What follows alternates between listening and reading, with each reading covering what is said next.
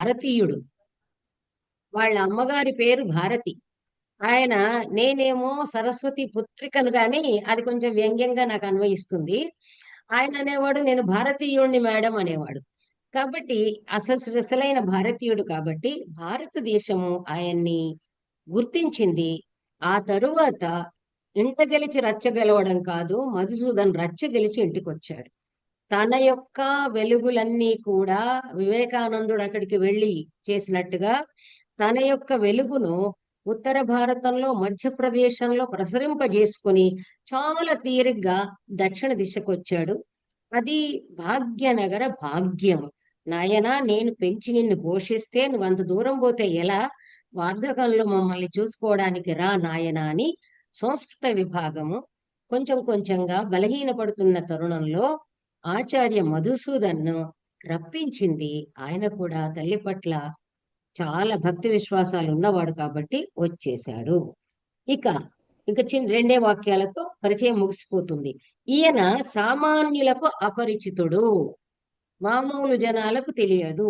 కారణం ఏమిటి? అసామాన్యులకు అతి పరిచితుడు.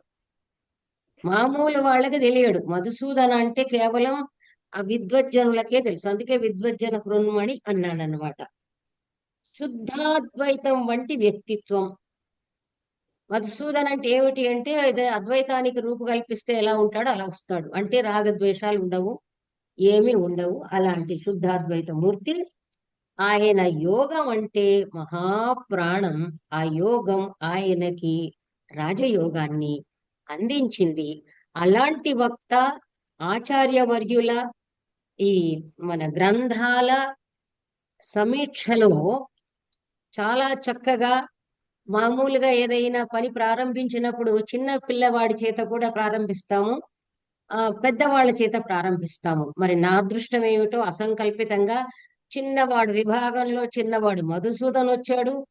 అత్యంత పరిణతి చెందినటువంటి అరవిందరావు మహాభాగాలు ఆయన కూడా అంగీకరించారు. ఇది ఈ రోజే ఈ రెండు కూడా దళాలు ఈ సాహితీ నందనవనంలో రెండు పారిజాత పుష్పాలు ఇవాళ నిజంగా కూడా ఆచార్యుల వారి అర్చనకు నాకు అందాయి. అది నేను దానికి సంతోషిస్తూ ఇక మన పెన్నా మధుసూదన్ గారిని వారి పెన్నులలోని ఆ వయ్యారాన్ని అంతా కూడా అందరికీ కాస్త అందించాలని ప్రార్థిస్తూ స్వాగతం మహాశయ. ధన్యోస్మి మ్యామ్, ధన్యోస్మి. బ్రహ్మశ్రీ మహామహోపాధ్యాయ గురువులు పుల్లెల శ్రీరామచంద్రుడి వారి స్మృతిలో ఇలా ఒక వ్యాఖ్యానమాల అనేది మనం చేసుకోవాలని ఒక మంచి మార్గాన్ని చూపించిన ఆచార్య శశిరేఖ గారికి, పెద్దలు వారికి ముందు ధన్యవాదాలు, అభివాదనలు కూడా తెలియజేస్తూ ఈరోజు ఈ వ్యాఖ్యానమాల మొదటి కుసుమం అనుకుంటాను.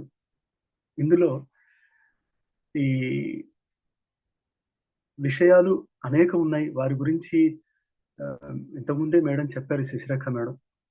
చాలా పద్మశ్రీ మహామహోపాధ్యాయ లాంటి ఎన్నో బిరుదులు పొందినవారు. వారి వాంగ్మయం చాలా గొప్ప వాంగ్మయం. అందుకనే మేడం ఒకసారి వేదాంత సారం పీఠికలో రాశారు, అసలు నా మొత్తం పుస్తకం కలిపి ఆయన ఒక పీఠిక ఎంత కూడా ఉండదు అని. సో మొత్తం పుస్తకం కూడా ఎంత అంటే వారి పీఠిక అంత అని. సో అంత పీఠికల్లోనే చాలా గొప్ప విషయాలు వారు వివరించారు. మా తెలుగు రాష్ట్రాలకు ఒక మార్గం చూపించారు అనేక విషయాల్లో, సాహిత్యం, అలంకారం మొదలైన వాటిల్లో. ఈరోజు ఈ కార్యక్రమంలో ఇక్కడ తమ ఉపస్థితితో దీన్ని ఉజ్వలం చేస్తున్న ఆచార్య అరవిందరావు గారికి, ఆచార్య రేమడ శాస్త్రి గారికి, ఆచార్య నీలకంఠన్ సార్కి, అందరికి కూడా నమస్కారాలండి.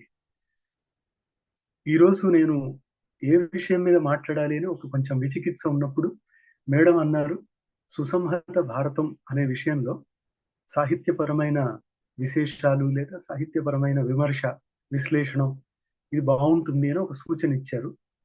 దాని ప్రకారం ముందుకెళ్తే ఈ సుసంహత భారతం అని గురువు గారు 1960 ఆ సందర్భంలో రాసిందట. అది కూడా మన శశిరేఖ మేడం ద్వారానే నన్ను చేరింది. బహుశా 25 సంవత్సరాలు ఈ పుస్తకాన్ని ఎవరు ఇంగ్లీష్లో చేయడం కుదరక రకరకాల కారణాల వల్ల అది ఉండిపోతే మేడం అది నాకు పంపించి గురువు గారికి ఒక చక్కటి బహుమానం అవుతుంది, నీవు ఇది చేస్తే గొప్ప సేవ అని.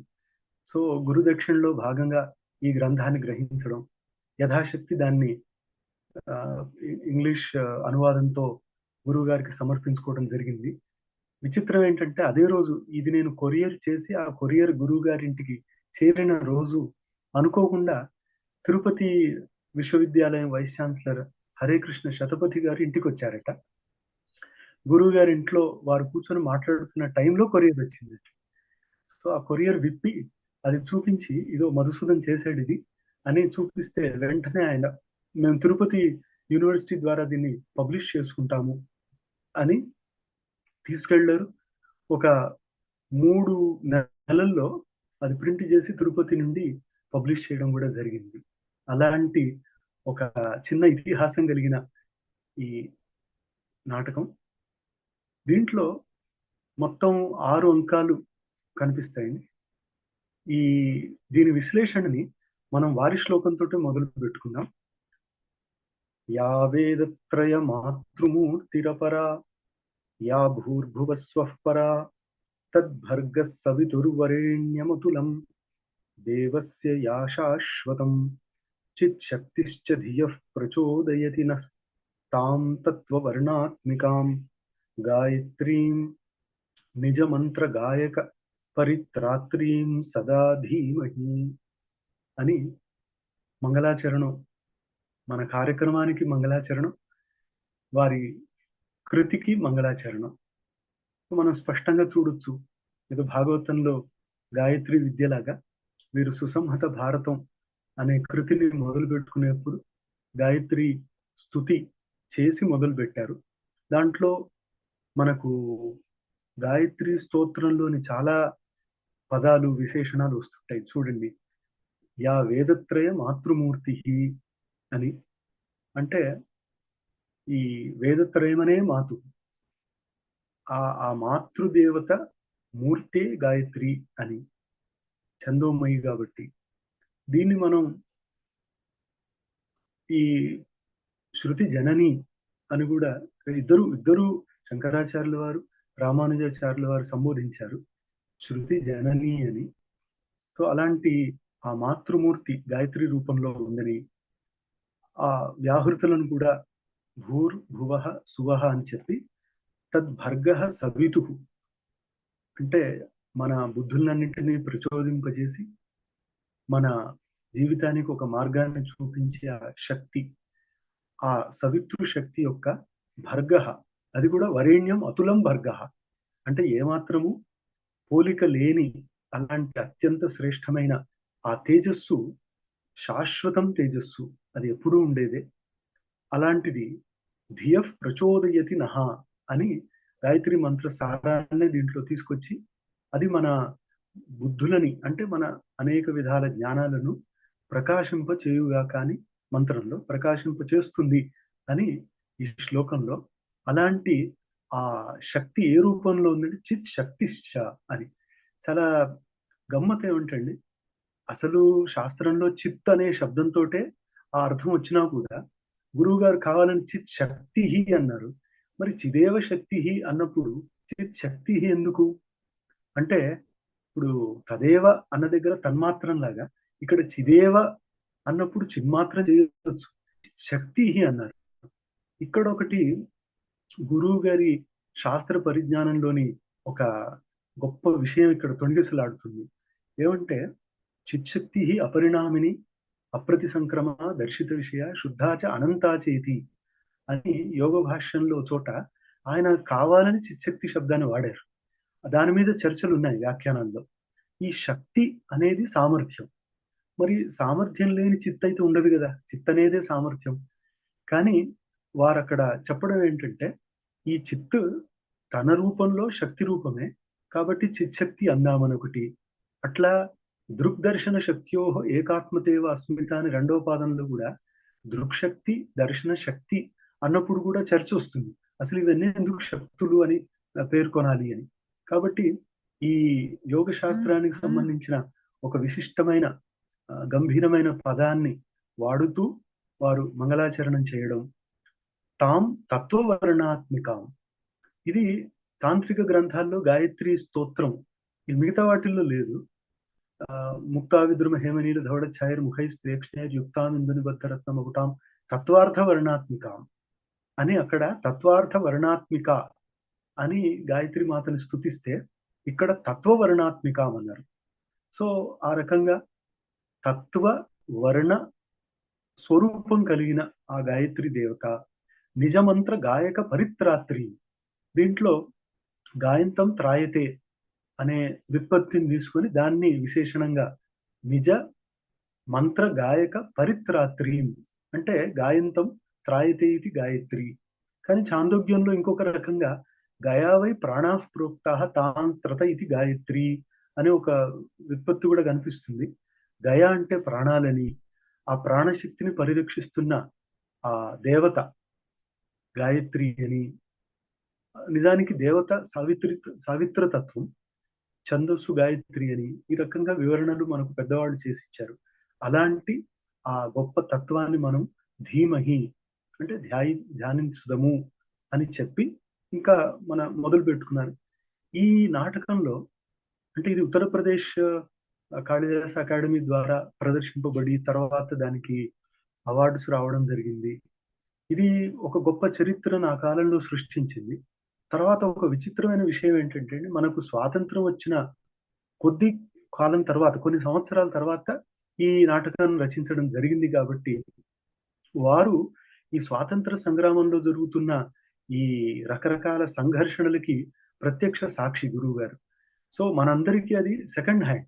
మనందరం పుస్తకాల్లో చదివి స్వాతంత్రాన్ని తెలుసుకోవడం, వారు ఆ సమయానికి మంచి తారుణ్యంలో ఉన్నవారు కాబట్టి వారు ప్రత్యక్షంగా చూశారు. అంటే ఈ గాంధీ, నెహ్రూ, పటేల్, చర్చిల్ వీళ్ళందరికీ సంబంధించిన రకరకాల వాదాలు, వివాదాలు వీటన్నిటినీ బాగా తెలిసిన వారు. కాబట్టి ఇది సహజం. ఏంటంటే వారు ఒకవైపు గీత లాంటి కృతిని సంస్కృతంలో తీసుకురావడం, అదేవిధంగా ఒక స్వాతంత్ర సంగ్రామానికి సంబంధించిన కొన్ని ఘట్టాలని ముందుంచుకొని చాలా జాగ్రత్తగా వాటిని కూర్చి ఒక కావ్యంగా, ఒక నాటకంగా, దృశ్య కావ్యంగా మనం ముందుకు తీసుకురావడం. కాబట్టి ఇది ఒక రకంగా ముద్ర రాక్షసం తర్వాత అలాంటి నాటకం అని చెప్పొచ్చు. కాకపోతే స్త్రీ పాత్ర లేని నాటకం అది. ఇక్కడ స్త్రీ పాత్రలు ఉన్నాయి. చర్చిల్ భార్య కానివ్వండి, మిగతా అజీజ్ లాంటి వాళ్ళతో ఉన్న ఆంగ్ల వనితలు, ఇలాంటి స్త్రీ పాత్రలు దీంట్లో వస్తుంటాయి. కానీ గురువు గారి ఉద్దేశం ఏంటంటే తర్వాతి తరాలకి తాను ప్రత్యక్షంగా లేదా కొంత అపరోక్షంగా గ్రహించిన విషయాలను నాటక రూపంలో అందించడం. అలా ప్రదర్శన యోగ్యమైన ఒక చక్కటి నాటకం. తర్వాత వీరి ఆ కుమతి శతకంలోని ఆ కొంటెతనం, ఆ వ్యంగ్యం అలాంటిది కూడా ఈ నాటకంలో అక్కడక్కడ తొణికిసలాడుతుంది, ముఖ్యంగా 5వ అంకంలో. సో వాటిని కూడా మనం గమనించవచ్చు. కొంత వ్యంగ్యం, తర్వాత ఛాయ, అక్కడక్కడ కొన్ని సుభాషితాలు, ప్రసిద్ధ సుభాషితాల ఛాయ కనిపిస్తుంది. కొన్ని చక్కటి భవభూతి కాళిదాసు శ్లోకాల ఛాయ కూడా కనిపిస్తుంటుంది. కానీ ఒక నాటకాన్ని చివరి వరకు ఏకబిగిన కూర్చడం అంటే భారతాన్ని సుసంహతం చేయడం ఎంత ముఖ్యమో ఈ నాటకాన్ని కూడా సుసంహతం చేయడం అంతే గొప్ప విషయం. అది వారు చేశారు. కాబట్టి సుసంహత భారతం అంటే భారతీ శబ్దానికి వాక్కు అనే అర్థాన్ని తీసుకుని ఉంటే ఇక్కడ ఒక రకంగా వాక్కు సుసంహతం, ఈ భారతదేశం కూడా సుసంహతం అనే ఒక మాట అనుకోవచ్చు. ఇలా ఈ నాటకం మొదలవుతుంది. దీంట్లో కొన్ని ముఖ్యమైన భాగాలనే మనం చూడాలండి. ఏమంటే నాటకానికి ఏది ప్రాణం అంటే ఇది కావ్యం. దృశ్య శ్రవ్యత్వ భేదేన పునఃకావ్యం ద్విధామతం అని విశ్వనాథుల సాహిత్య దర్పణంలో చెప్పినట్టుగా ఇది దృశ్య కావ్యం. సరే, కావ్యత్వం అయితే పోదు కదా, కావ్యత్వం అయితే ఉంటుంది. మరి దీనికి కావ్యత్వం ఆపాదించేది ఏది అంటే నిజానికి వస్తువే. కానీ ఆ వస్తువుకి సహకరించేట్టుగా అలంకారాలు, గుణాలు, రీతి, ఔచిత్యము, ధ్వని, ఇవన్నీ రసము ఇవన్నీ ఉంటే అప్పుడు ఆ వస్తువు రాణిస్తుంది, వస్తువు 4 రోజులు నిలుస్తుంది అనే ఉద్దేశంతో గురువు గారు ఇందులో రకరకాల సందర్భాలకు తగ్గట్టుగా వర్ణనలు చేయడం జరిగింది. బహుశా గురువు గారు ఈ నాటక ప్రక్రియలో ఎక్కువ ప్రయత్నం చేయలేదు. వారు ఉన్నంత కాలం ఒక పెద్ద సాహితీ తపస్సు కాబట్టి వారు ఆయా గ్రంథాలలోని రహస్యాన్ని ఆకళింపు చేసుకొని వాటిని సమాజం ముందు ఉంచడమే ఒక గొప్ప పరిశ్రమగా చేస్తూ వెళ్ళారు. కాబట్టి వారు నాకు కూడా చాలా ఆశ్చర్యమైంది ఏంటంటే, ఈ సుసంహత భారతం నా దగ్గరికి వచ్చిన కొత్తలో చదివిన తర్వాత అసలు అప్పుడే నేను కొంత ముద్ర రాక్షసం మా స్టూడెంట్స్‌కి చెప్తున్న టైం. కాబట్టి 2 పోల్చి చూడడానికి ఒక అవకాశం దొరికింది. తర్వాత ఇందులో ఒక ప్రౌఢత్వం కనిపిస్తుంది. అంటే ఒక చక్కటి ప్రాచీన శైలిలో కావ్య వస్తువుని అట్లా వర్ణించడం, దాన్నట్లా కూర్చడం. సో, ఇది చదివిన వాళ్ళకి చాలా మంచి ఆనందాన్ని కలిగించే నాటకం. దీంట్లో మన ప్రాచీన నాటకాలకి సంబంధించి ఇప్పుడు దశరూపకం గానివ్వండి, సాహిత్య దర్పణం గానివ్వండి, ఇతర గ్రంథాలు వాటిల్లో ఏ పద్ధతిని చూపించారో ముందు నాంది ఉండాలి. నాంది అంతే ప్రవిశతి సూత్రధారః ఇట్లాంటి ఒక క్రమాన్ని వీరు గూడా పాటించడం. తర్వాత మధ్య మధ్యలో విష్కంభకం గానివ్వండి, లేదా ప్రవేశకం గానివ్వండి, వాటిని గూడా ఆయా సందర్భాల్లో కూర్చడం. తర్వాత ఆ ముగింపుని అంటే బీజం బిందుః పతాకాచ ప్రకరీ కార్యమేవచ అని అర్థప్రకృతులు చెప్పినప్పుడు ఎలా వికసింపజేయాలి అంటే ఒక ప్లాట్ దాన్ని ఎట్లా డెవలప్ చేయాలి అనే దాన్ని చాలా జాగ్రత్తగా అనుసరిస్తూ రాసిన నాటకం కాబట్టి అది చదివిన వాళ్ళని ఆకట్టుకుంటుంది. చదవని వాళ్ళు తెలుసుకుంటే తప్పనిసరిగా ఆకట్టుకొని వస్తారనే ఒక ఆశ. సో, దీంట్లో మనకు మొత్తం ఒక 120 శ్లోకాలున్నాయండి. అంటే గద్యం గాకుండా 120 శ్లోకాలు. ఆ 120 శ్లోకాలు కొంత స్వభావోక్తిని కలిగినవి. కొంత వ్యంగ్యం ఉండడం వల్ల కొంత రూపకం అనండి, ఉపమ అనండి. సో, ఇలాంటి అలంకారాలున్నవి. ఈ అలంకారాలు గూడా కావ్య శోభాకరాన్ ధర్మాన్ అలంకారాన్ ప్రచక్షతి అన్నట్టుగా కావ్యకి ఒక రకమైన శోభను కలిగించేవి. అలాంటి ధర్మాలు అన్నారు. మరి ఈ ధర్మాలు దేనికి సంబంధించినవి? అంటే శబ్దానికి, అర్థానికి సంబంధించినవి. కాబట్టి కొన్ని శబ్దగతాలు, కొన్ని అర్థగతాలు. అసలు ఈ 2 చేతిలో ఉన్నవాడు, వాడు నిజమైన కవి అవుతాడట. అంటే అటు శబ్ద సామర్థ్యం, ఇటు అర్థ సామర్థ్యం. అందుకనే ఒక ఫ్రెంచ్ క్రిటిక్ ఒక చోట అంటాడు, "these are not your emotions that make the other person shed the best of his tears, but your words" అని. అంటే మనం మన భావనలు ఎంత ఉదాత్తంగా ఉన్నా, ఎంత గొప్పవైనా, ఎదుటి మనిషిని కదిలించే భావాలు మనం వ్యక్తం చేస్తే తప్ప కదిలించవు. ఆ వ్యక్తం చేసేది శబ్దాల ద్వారా. కాబట్టి ఆయనన్నాడేంటంటే, "మీ శబ్దాలే అసలు. మన శబ్దాలే ఎదుటి వ్యక్తిని మనకు అనుకూలంగా, ప్రతికూలంగా చేస్తాయి" అని. ఆ శబ్ద తత్వాన్ని అర్థం చేసుకున్న మహాకవి కాళిదాసు కూడా వాగర్థ ప్రతిపత్తయే జగతః పితరౌ వందే అని చెప్పడము. దాంట్లో నేను కవిని బాబు, నేను కావ్యాన్ని రాసుకోవాలి. సో, ఇక ముందు ఈ కావ్యాన్ని రాయడానికి అవసరమైన శబ్ద సామర్థ్యం, అర్థ సామర్థ్యం ఇది నాకు కలగాలి. కలగాలంటే అసలు ఈ స్వరూపమైన పార్వతీ పరమేశ్వరుల్ని నేను నమస్కరించి ప్రార్థిస్తే వారి ద్వారా నాకు ఆ సామర్థ్యం కలుగుతుంది అనే భావనతో రాసి అందరికీ ఆయన ఒక మార్గాన్ని చూపించారు. అది నిజానికి కవికులు, గురువు చేయాల్సిన పని ఆయన చేసి చూపించారు. అట్లా వాగర్థ ప్రతిపత్తయే అనే ఆ 2 వాక్కు, అర్థము అంటే శబ్దము, అర్థము ఈ రెండిటి స్వరూపాన్ని సరిగ్గా గ్రహించి వాటిని అనుసరిస్తూ కృతిని అంటే ఏదో ఒక కావ్యాన్ని రచించి దాంట్లో శభాష్ అనిపించుకోవడం చాలా తక్కువ మందికే చెల్లు.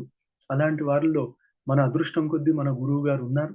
వీరి గౌరవం అంటే వీరి గురుత్వం అనేది మనం అనుకోవడం కాకుండా మన బయటి రాష్ట్రాల్లో ముఖ్యంగా రేవా ప్రసాద్ ద్వివేది గారు, రాజేంద్ర మిశ్ర గారు, రాధావల్లభ్ త్రిపాఠి గారు అలాంటి వాళ్ళు కలిసిన సందర్భంలో మేమిట్లా ఫలానా హైదరాబాద్ నుంచి అనగానే వాళ్ళు అడిగేది ఒకటే.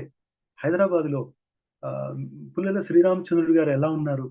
వారు భారతదేశంలో చాలా గొప్ప విద్వాంసులు అని అట్లా చాలా సందర్భాలు నేను చూసాను. ప్రత్యక్షంగా విన్నాను. మా అదృష్టం కొద్దీ వారికి కాళిదాస పురస్కారం ఇచ్చినప్పుడు అప్పుడు వారు రావడం, రాజ్భవన్ గవర్నర్ ఆఫీస్ లో వారికి ఆ కార్యక్రమం చేసుకునే అదృష్టం కలగడం ఇది జరిగింది. సో వీరి గొప్పతనం ఇట్లా భారతదేశం బయట అంతా కూడా విస్తరించింది.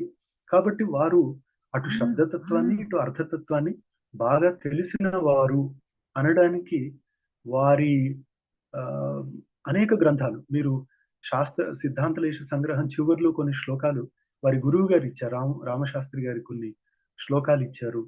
తర్వాత నేను చెప్పినట్టుగా ఆ కుమతి శతకం లాంటివి కానివ్వండి, తర్వాత వారి లఘు కృతులు కూడా ఇవన్నీ ఒక గొప్ప ఆ, రచనకి ఉదాహరణ. అంటే సంస్కృతంలో రచన బలవంతంగా చేయడం, అది తనకు తానుగా ప్రకటన అవ్వడం, రెండు రకాలు ఉంటాయి.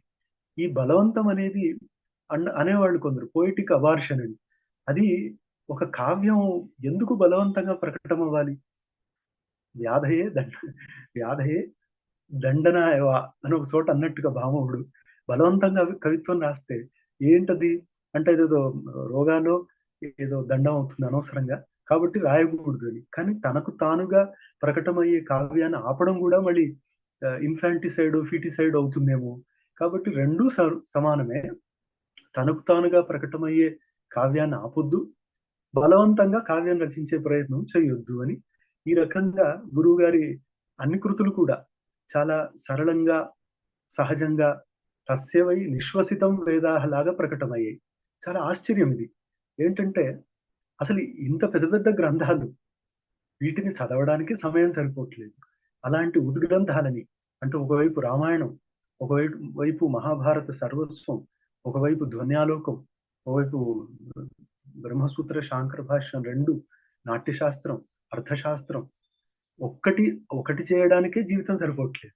కానీ ఇన్ని అదే వేగంతో ఆయన చేయడం అనేదే ఆ తపస్సుకి ఒక గొప్ప తపస్వి ఆయనలో ఉండడం, ఒక గొప్ప పవిత్ర అనేక జన్మలుగా ఇక్కడికి ఈ క్రమంలో ఈ శరీరాన్ని గ్రహించి ఇప్పుడు మనకు కనపడడం, మనతో పాటు ఉండడం, అది మనకు తెలుస్తుంది స్పష్టంగా. ఇలాంటి ఈ గొప్ప సాహితీ కృషివలుగా పేరొందిన వారు వారి జీవిత క్రమంలో రచించిన అనేకల్లో ఇదొక చాలా గొప్ప నాటకం. దీంట్లో మనం శబ్ద అర్థ సంబంధమైన కొన్ని విశేషాలను చూస్తూ ముందుకెళ్దామండి. నేను ఇదే క్రమంలో వెళ్తున్నాను. ఇహ అన్వయముఖేనైవ సర్వం వ్యాఖ్యాయితే మయా అన్నట్టుగా ఇదొక అన్వయ క్రమంలోనే వెళ్తాను నేను. మళ్ళీ జంప్ చేస్తే నేను పట్టుకోలేనేమో అని భయం నాకు. అందుకోసమనే క్రమంలో తెలిసిన క్రమంలో వెళ్తాను. ఇక్కడ ముఖ్యమైన పాత్రలు గమనిస్తే అండి, సరే ఈ సూత్రధారుడు, నటి ఇట్లాంటివన్నీ కాకుండా మనకు ప్రధానంగా కనిపించేది గాంధీ, నెహ్రూ, పటేల్, చర్చిల్, చర్చిల్ భార్య, తర్వాత రంగోజీ అని ఒకతను, అజీజ్ అని ఒకతను. అంటే ఇవి కల్పిత పాత్రలు. ఈ కల్పిత పాత్రలు ఏంటంటే ఆ కాలంలో భారతదేశంలో చాలా లోభులు, అంటే పదవీ వ్యామోహం ఉన్నవాళ్ళు లేదా డబ్బు ఆశపడేవాళ్ళు, అలాంటి కొన్ని పాత్రలు ఏంటంటే వాళ్ళు అక్కడి ప్రధానులు అన్నమాట. ఆయా ప్రాంతాల్లో ప్రధానులు, ఒకప్పుడు జమీందార్ లాగా. సో వాళ్ళు రకరకాల ప్రలోభాలకి లోనై భారతదేశానికి చేసిన మోసం లేదా దగ అది కూడా దీంట్లో వర్ణించబడింది. తర్వాత మనం గమనిస్తే మన గోవా ఫ్రీడమ్ ఆ టైంలో అక్కడ జరిగిన కుట్రలు కుతంత్రాలు ఏంటి, ఇటువైపు మన క్విట్ ఇండియా మూవ్మెంట్ జరుగుతున్నప్పుడు పరస్పర వాదాలు ఎలా జరిగాయి, తర్వాత ఇండస్ట్రియలైజేషన్ అని నెహ్రూ బలంగా వాదిస్తున్న సమయంలో గాంధీ తర్వాత సుభాష్ చంద్రబోస్ వాళ్ళు ఎట్లా వ్యతిరేకించారు. సో ఇవన్నీ కూడా నిజంగా జరిగినవి, కానీ వాటిని అదే క్రమంలో దీంట్లో పొందుపరచడం జరిగింది అన్నమాట. ఆ రకంగా ఈ నాటకం నాందితో మొదలవుతుంది. ఇక్కడ ఏదో నందంతి దేవతాహ అన్నట్టుగా ఇక్కడ ప్రార్థన చేయడం వల్ల మన దేవతలు ఆనందించి నిర్విఘ్నంగా పరిసమాప్తిని చేస్తారు అని చెప్పి అది ముందు మొదలైన తర్వాత ఇక్కడ సంస్కృత భాష మహత్వాన్ని, సంస్కృత భాష యొక్క గొప్పదనాన్ని సూత్రధారుడు ఒక శ్లోకంలో చెప్పాడు.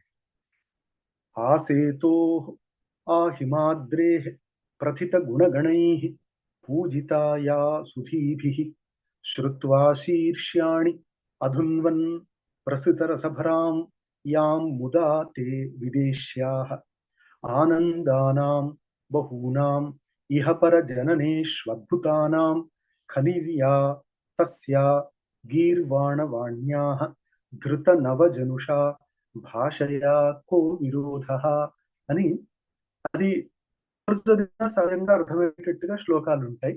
మంచి చక్కటి బిగి ఉంటుంది, కానీ లాలిత్యం ఉంటుంది. ఇది వైదర్భి రీతి హృదయం. వైదర్భి రీతి ప్రాణం ఏంటంటే ప్రసాదము, లాలిత్యము, మళ్ళీ ఆ బిగి ఉండాలి, ఆ శైలి ఉండాలి. అలాంటి వాటితో మరి ఆంగ్లేయుల భాష ఉన్నప్పుడు మీరు సంస్కృతంలో ఎందుకు రచన చేస్తున్నారు అనే మాట వస్తే ఆయన అంటారు, ఇది అసలు ఈ భారతదేశం యొక్క స్వరూపము, హృదయము, ఆత్మ. ఇలాంటి ఈ సంస్కృత భాషను పండితులందరూ కూడా ఏకకంఠాన స్తుతించారు, పొగిడారు. తర్వాత విదేశీయులు కూడా శీర్షాణి అధూన్వన్ ప్రసృత రసభరాం తాం ముదా అని చాలా ఆనందంగా వాళ్ళు కూడా తలలూపారు. అంటే బహుశా గురువు గారి మనసులో మన జర్మన్ మహాకవి గెటే కదిలుండొచ్చు. ఏంటంటే ఆయన శాకుంతలం ఇంగ్లీష్ ట్రాన్స్లేషన్ విని ఆయన హీ డాన్స్డ్ ఇన్ ఎక్స్టసీ అన్నట్టుగా గురువు గారు బహుశా మనసులో పెట్టుకొని రాసుంటారు. ఆనందానాం బహూనాం ఇహపర జననేషు అద్భుతానాం ఖనిర్యా. ఇది తప్పకుండా శాకుంతలాన్ని దృష్టిలో పెట్టుకొని రాసిందే. ఎందుకంటే ఇహ్ నన్న దిక్తి Shakuntala und alles ist gesagt అని ఆయన గెటే అన్న మాట ఒకటి గుర్తొస్తుంది. ఆయన అన్నారు, మీరు భూమిని స్వర్గాన్ని ఒకే శబ్దంతో కలపాలనుకుంటున్నారా? మీరు గ్రీష్మకాలంలోని రసాన్ని వసంత కాలంలోని సౌరభాన్ని ఒకే శబ్దంతో కలపాలనుకుంటున్నారా? ఇవన్నీ మీకు ఒకే దగ్గర కావాలంటే నేను చెప్తున్నాను, శాకుంతలను చదవండి, ఇంకా అంతా చెప్పినట్లే అని. und alles ist gesagt అన్నాడు. ఆ రకంగా ఈ ఈ ఆ ఈ రెండిటిని కలిపి ఒకే దగ్గర మనం రసగ్రహణం చేయడానికి అనుకూలమైనది శాకుంతలం అన్నట్టుగా ఆనందానాం బహూనాం ఇహపర జననేషు అద్భుతానాం ఖనిహి. అంటే ఇహలోక పరలోకాలకి గొప్ప ఆనందాన్ని కలిగించే ఒకానొక ఖని లాంటిది, గని లాంటిది. అట్లాంటి గీర్వాణ వాణి అని దాన్ని స్తుతించి ముందుకు వెళ్తూ ఇక్కడ రకరకాల ప్రజలు విభిన్న వేషాంశ్చ విభిన్న భాషాన్ అనేకధాచార విచార భిన్నాన్ బధ్నాతి సర్వాన్ కిల భారతీయాన్ ఏకత్వ సూత్రేణ చిరం దృఢేన. ఈ ఒక్క భాషనే, అది మనకు వ్యాస మహర్షి ఇచ్చిన గొప్ప వరం. ఏంటంటే భారతదేశాన్ని వ్యాస మహర్షి ఎరిగినంతగా మరొకరు ఎరుగరనే అనిపిస్తుంది. ఆయన గొప్ప ఎన్సైక్లోపీడియా. ఆయన భారతదేశాన్ని మొట్టమొదటిసారి సుసంహతం చేసిన వారు. కాబట్టి ఆయన కాశ్మీరం నుంచి కన్యాకుమారి వరకు, గుజరాత్ నుంచి అటు కామరూపం వరకు అసలు దీని స్వరూపాన్ని అంగుళం అంగుళం, ఏ నదులు నదాలు, తీర్థాలు, పర్వతాలు, ఇక్కడి జనపదాలు, ఇక్కడి వంశాలు, రాజవంశాలు, దేవతలు, తీర్థాలు, క్షేత్రాలు,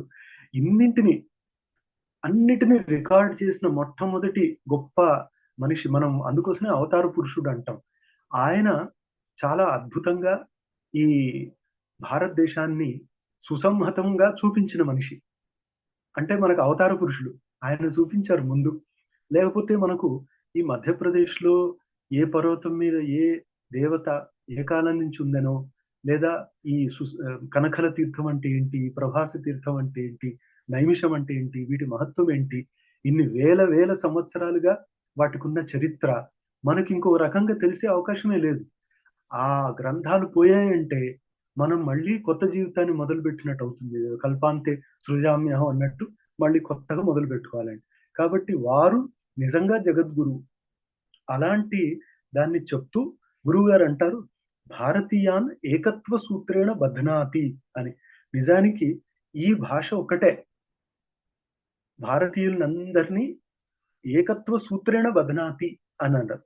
అంటే సంస్కృతం అటు ఆనందవర్ధనాచార్యులు వారు రాసిన ధ్వన్యాలోకం, దానికి ఆయన లోచనం, అది కేరళంలో కూడా చదువుతారు. కేరళలో వచ్చిన గ్రంథాలను కాశ్మీరంలో కూడా చదివే పరిపాటు ఉండేది. ఇటు గుజరాత్ లో వల్లభాచార్యుల వారు బాగా విస్తరింపజేసిన శుద్ధాద్వైతం అది భారతదేశం అంతటా చదవబడుతుంది. సో మనం ఎక్కడికి వెళ్ళినా కూడా ప్రాంతీయ భేదం లేకుండా అందరూ ఆదరించే గ్రంథాలు సంస్కృత గ్రంథాలే. కాబట్టి ఇది తరానికి కొంత తెలిసి కొంత తెలవకపోవడం, అంతగా ఆదరించకపోవడం ఇది వాళ్ళ దౌర్భాగ్యం అనే అనిపిస్తుంది.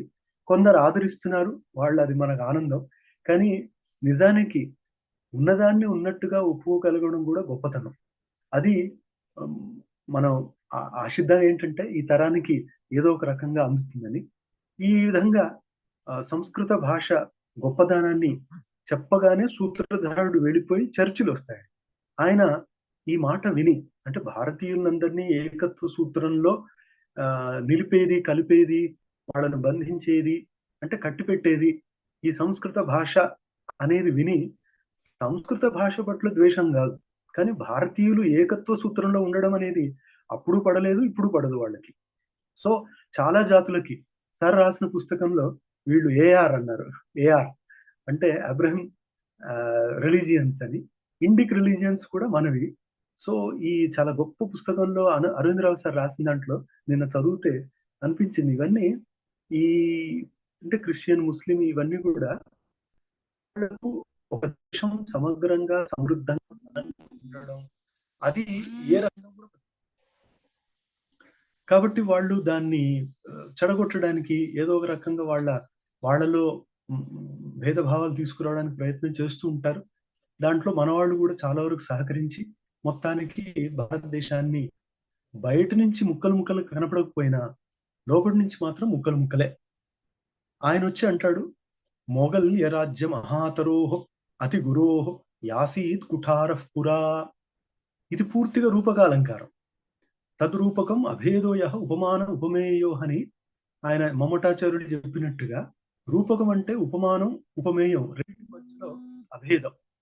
ఆ అభేదాన్ని ఇక్కడ చూపిస్తూ ఎంత చక్కగా రాశారంటే, మొఘల్య రాజ్య మహాతరోహ్ అంటే చాలా గొప్పగా ఒకటి ముఘల్ మహాసామ్రాజ్యం అనే ఒక మహాతరు ఉండిందట. ఆయన అంటాడు, ఎవరు ఆ మాట వచ్చేది చర్చిల్ నోట. సో చర్చిల్ ఆయన 2 సార్లు ప్రైమ్ మినిస్టర్ అయ్యారట. సో ఆయనకి అంటే భారతీయులు, భారతదేశం, భారతీయ సంస్కృతి పట్ల ఏవగింపు. కాబట్టి ఆయన అంటాడు ఏంటంటే, అసలు ఇంతకు ముందు గొప్ప సామ్రాజ్యం ఉండింది, అది మహాతరువు అని. అట్లా మహాతరువు వంటి సామ్రాజ్యం అనకుండా మహాతరువే అని అంటే అది రూపకాలంకారం.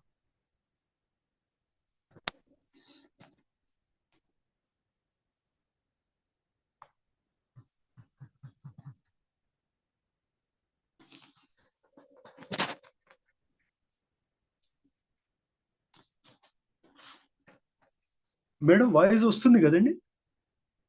వస్తుందా? వస్తుంది. వాయిస్ వస్తుందండి. Yeah okay ma'am.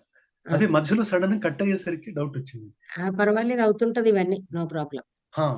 దానికి కుఠారహ అంటే ఒకప్పుడున్న ఈ గొప్ప వృక్షం లాంటి మొఘల్ సామ్రాజ్యానికి కుఠారము అంటే గొడ్డలి పెట్టు లాంటిది. అది యాభూద్ భారత దేశపాలక మహా ద్వేషాగ్ని సంధుక్షణి. ఇది కూడా రూపకాలంకారమే. ఫ్రాన్సూన్ భారత పూర్వ లబ్ధ నిలయాన్ అన్యాంశ్చ యా అద్రావయత్ సా అద్యాపి ఆంగ్ల మహామతిర్విజయే కాభీతి రేభ్యో పినః.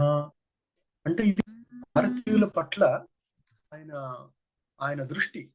ఆయన ఏమంటారంటే, మేము అంటే ఆంగ్లేయులము ఈ గొప్ప వృక్షంలాగా నిలుచున్న మొఘల్ సామ్రాజ్యానికి మేము గొడ్డలి పెట్టులాగా, ఒక గొడ్డలి దెబ్బలాగా ఉండి దాన్ని కూలగొట్టాము ఒకటి. అట్లాగే ఈ భారతదేశ పాలకులు వాళ్ళందరిలో పరస్పరం పగలు ద్వేషాలుండి వాళ్ళలో వాళ్ళు కొట్టుకొని చచ్చేట్టుగా చేశాము. ఫ్రాన్స్ వీళ్ళను కూడా మేము ఇక్కడి నుంచి తరిమి కొట్టాము. అట్లాంటి మా ఆంగ్ల బుద్ధి అంటే డివైడ్ అండ్ రూల్ పాలసీ కదండి. సో ఈ మా మహామతి అది ఎట్లాంటిదంటే చాలా మహామతి, చాలా గొప్పది. ఇది ఇలాంటి పనులు చేసింది. కాబట్టి మాకు ఏభ్య అద్యాపి భీతి పుత్ర అన్నట్టు, మాకు ఇట్లాంటి భారతీయుల వల్ల ఏ భయం అని ఆయనే అన్నట్ట.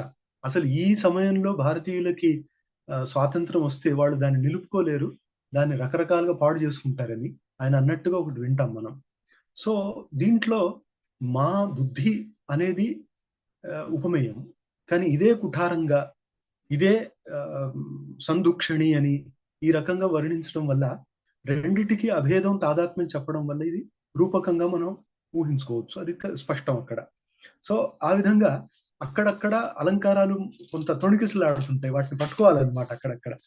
సో ఆ మాట చెప్పి ఆయన అక్కడ నిల్చుంటాడు. ఇంతలోకే ఒక రాజప్రతినిధి ఆయన కలవడానికి వచ్చి, అంత్యాగ్రజాతిషు మిథో జనితో విరోధో ద్వేషో మహాంశ్చ మతహేతురనేక రూపః రక్షా ప్రదాన బహుమాన ముఖైరుపాయైర్ ఆవర్జితాశ్చ సకలా అపి దేశ రాజాః.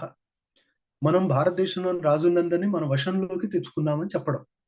కానీ ఎలా వశంలోకి తెచ్చుకున్నాము అంటే, అదే మనం పరస్పర లోభాలు చూపించి, తర్వాత పరస్పర విరోధాన్ని కలిగించి, వీళ్లకు రక్షణ కల్పిస్తామని కొంత ఆశను చూపించి, ఈ రకంగా మనం వీళ్ళందరినీ మనం చేతిలోకి తెచ్చుకోగలిగామని ఆయన అంటాడు. అన్న తర్వాత మళ్ళీ చర్చిల్, ఇదంతా ప్రథమాంకంలోనే, యా వ్యాప్త సకలాసు దిక్షు నిఖిలై ఖండైర్భువ సంగత నాస్తం యాతి గభస్తిమానన విధౌ యస్యాశ్చ సీమాంతరే. ఇది తన రాజ్యం యొక్క గొప్పదాన్ని చెప్పడం. అంటే సూర్యుడు అస్తమించని మహాసామ్రాజ్యం అని చెప్పుకోవడానికి ఈ రకంగా తస్యాహ నైక శతాబ్ద నీతి సుఫలస్య ఆంగ్లేయ రాజ్యశ్రియ నాశం ద్రష్టుమిహ ప్రధాన సచివో నాభూదయం చర్చిలః. అంటే నా కాలంలో ఈ సామ్రాజ్యం నష్టం కావడం అనేది చూడడానికి నేను రాలేదు, దీనిని నేను నిలుపుతాను అని. సో ఆయన ఆ ప్రయత్నం చేసినట్టుగా మనం చరిత్రలో చూడొచ్చు. తర్వాత నిర్వీర్యై క్షుధితై నైకభేదై ప్రాణిభి ఆకులం భారతం చేన్ మహాన్ దేశ కో దోష వల్మికై కృతః. అంటే ఇక్కడ ఏముంది అసలు? ఇక్కడ భారతదేశంలో ఏముంది? వీళ్ళు కూడా గొప్పవాళ్ళ? ఇది కూడా గొప్ప దేశమా? ఆయన గాంధీజీ వాళ్ళ అంటే అక్కడి లండన్ లోనే అక్కడ నడుస్తున్నప్పుడు అన్నట్ట, అసలు ఇట్లాంటి మనిషి పైన ఒక బట్ట వేసుకొని కింద ఏదో చిన్న కట్టుకొని కర్ర పట్టుకొని రావడం ఫకీర్, ఆయన వస్తుంటే ఇదా అని. దానికి కొందరు కామెడీగా చేస్తే ఏం చెప్పారంటే, చర్చిల్ గాంధీ గారిని అన్నారట, అసలు మిమ్మల్ని చూస్తే భారతదేశం ఎట్లా ఉందో తెలుస్తుంది, అంటే మొత్తం బక్క చిక్కినట్టు భారతదేశం తెలుస్తుంది అంటే గాంధీ అన్నారట, అది ఎందుకు బక్క చిక్కిందో మిమ్మల్ని చూస్తే తెలుస్తుంది అన్నారట. అంటే చర్చిల్ కొంచెం బాగా ఎలా ఉంటాడని, సో అది ఎందుకు అట్లా ఉందో మిమ్మల్ని చూస్తే తెలుస్తుంది అన్నట్టుగా ఒక కామెడీ కూడా ఉంది. ఆ రకంగా ఈ చర్చిల్ ఆయన అంటాడు, అసలు భారతదేశం ఈ ఏమాత్రం శక్తి లేని వాళ్ళు, ఎప్పుడు ఆకలి దప్పులతో అలమటించే వాళ్ళు, రకరకాల జనాలు, ఇట్లాంటి వాళ్ళు ఉన్న ఈ భారతదేశం కూడా గొప్ప దేశం అయితే, ఇక మరి ప్రతి చోట చెట్లు పుట్లలు అవి కూడా మహాదేశాలే అనో మాట అన్నాడని అది రాశారు. దీంట్లో వ్యంగ్యం ఏంటంటే, చర్చిల్ ద్వేషం, చర్చిల్ మనస్సులో ఈ భారతదేశం పట్ల ఉన్న చులకన భావన, ఇవన్నీ కూడా మనం చూసుకోవచ్చు అండి. వాటిని అట్లా కూర్చోడం కూడా ఆ అక్కడక్కడ సమాసాలు, అక్కడక్కడ వ్యస్త అంటే అసమస్త ప్రయోగాలు, ఇవి మనం జాగ్రత్తగా పట్టుకోగలిగితే అసలు ఎందుకు సమస్త ప్రయోగం చేయాలి, ఎక్కడ ఆ బిగి కోసం. మరి కొన్ని చోట్ల భవభూతి లాగా కొన్ని వ్యస్త ప్రయోగాలు చేయాల్సి వస్తుంది. ఎందుకంటే ఆ భావాన్ని బట్టి, ఆ రసాన్ని బట్టి ఆ రకమైన వాక్య ప్రయోగం అని మనకు ఈవెన్ క్షేమేంద్రుడు కూడా అదే మాట అంటారు. అంటే వీళ్ళందరూ కూడా అలంకారికులు గమనించింది ఏంటంటే, రసాన్ని బట్టి ఔచిత్యాన్ని బట్టి వాక్య ప్రయోగం ఉండాలి అని ఆయన అన్నారట. అంటే గాంధీని చూసి ఆయన మనసులో వచ్చిన భావనను చూడండి. ఆయన ఇంగ్లీష్ లో అన్నది ఏంటంటే, it is alarming and nauseating to see mister Gandhi, a seditious Middle Temple lawyer, now posing as fakir of a type well known in the East, striding half naked up the steps of the wise regal place while he is still organizing and conducting a defiant campaign of civil disobedience. ఇట్లాంటిది ఒకటి. దాన్నంతా తీసుకొని గురువు గారు శ్లోకం రాశారు. అర్ధనగ్న తనుర్దంతహీన తుండశ్చ ముండితః. అర్ధనగ్న తనుః దంతహీనః, దంతహీన తుండః, అది దంతహీన తుండః, ముండితః అంటే ముండిత శిరాహ్ అని. రాజ ప్రతినిధై సౌధం దండి భిక్షు విశత్యహో. అంటే ఆ ఇంగ్లీష్ స్టేట్మెంట్ నే సంస్కృత శ్లోకంగా మార్చి గురువు గారు అందించారు చూడండి. అట్లా ఆయన ఆ భారతదేశము, గాంధీ ఇవన్నీ పట్టనివాడు కాబట్టి ఆయన అన్న మాటలన్నీ ముందులో వస్తాయి. ఆ తర్వాత బాగా కౌటిల్య అర్థశాస్త్రము, యాజ్ఞవల్క్య స్మృతి లాంటి గ్రంథాలు బాగా చదివిన వారు, ఆకలింపు చేసుకున్నవారు కాబట్టి వారు ఆయా సందర్భాల్లో ఈ ఆ రాజకీయం అంటాం మనం ఇప్పుడు, నిజానికి ఇది రాజధర్మం. సో దానికి సంబంధించిన కొన్ని విషయాలను అక్కడక్కడ పొందుపరిచారు. ఓ చోట వస్తుంది, సంధి సమబలైరాజ్యైర్ ఉపకార కృతే మిథః. ఇదొక సుభాషితం లాగా. సంధి సమబలై రాజ్యై ఉపకార కృతే, అంటే సమబలం ఉన్న రెండు రాజ్యాల మధ్య సంధి అవుతే అది వాళ్లకు మిథః ఉపకార కృత్ నిర్వీర్యై సహ సంధిస్తూ రక్షా భారాయ కేవలం. అది మనం గమనిస్తున్నాం.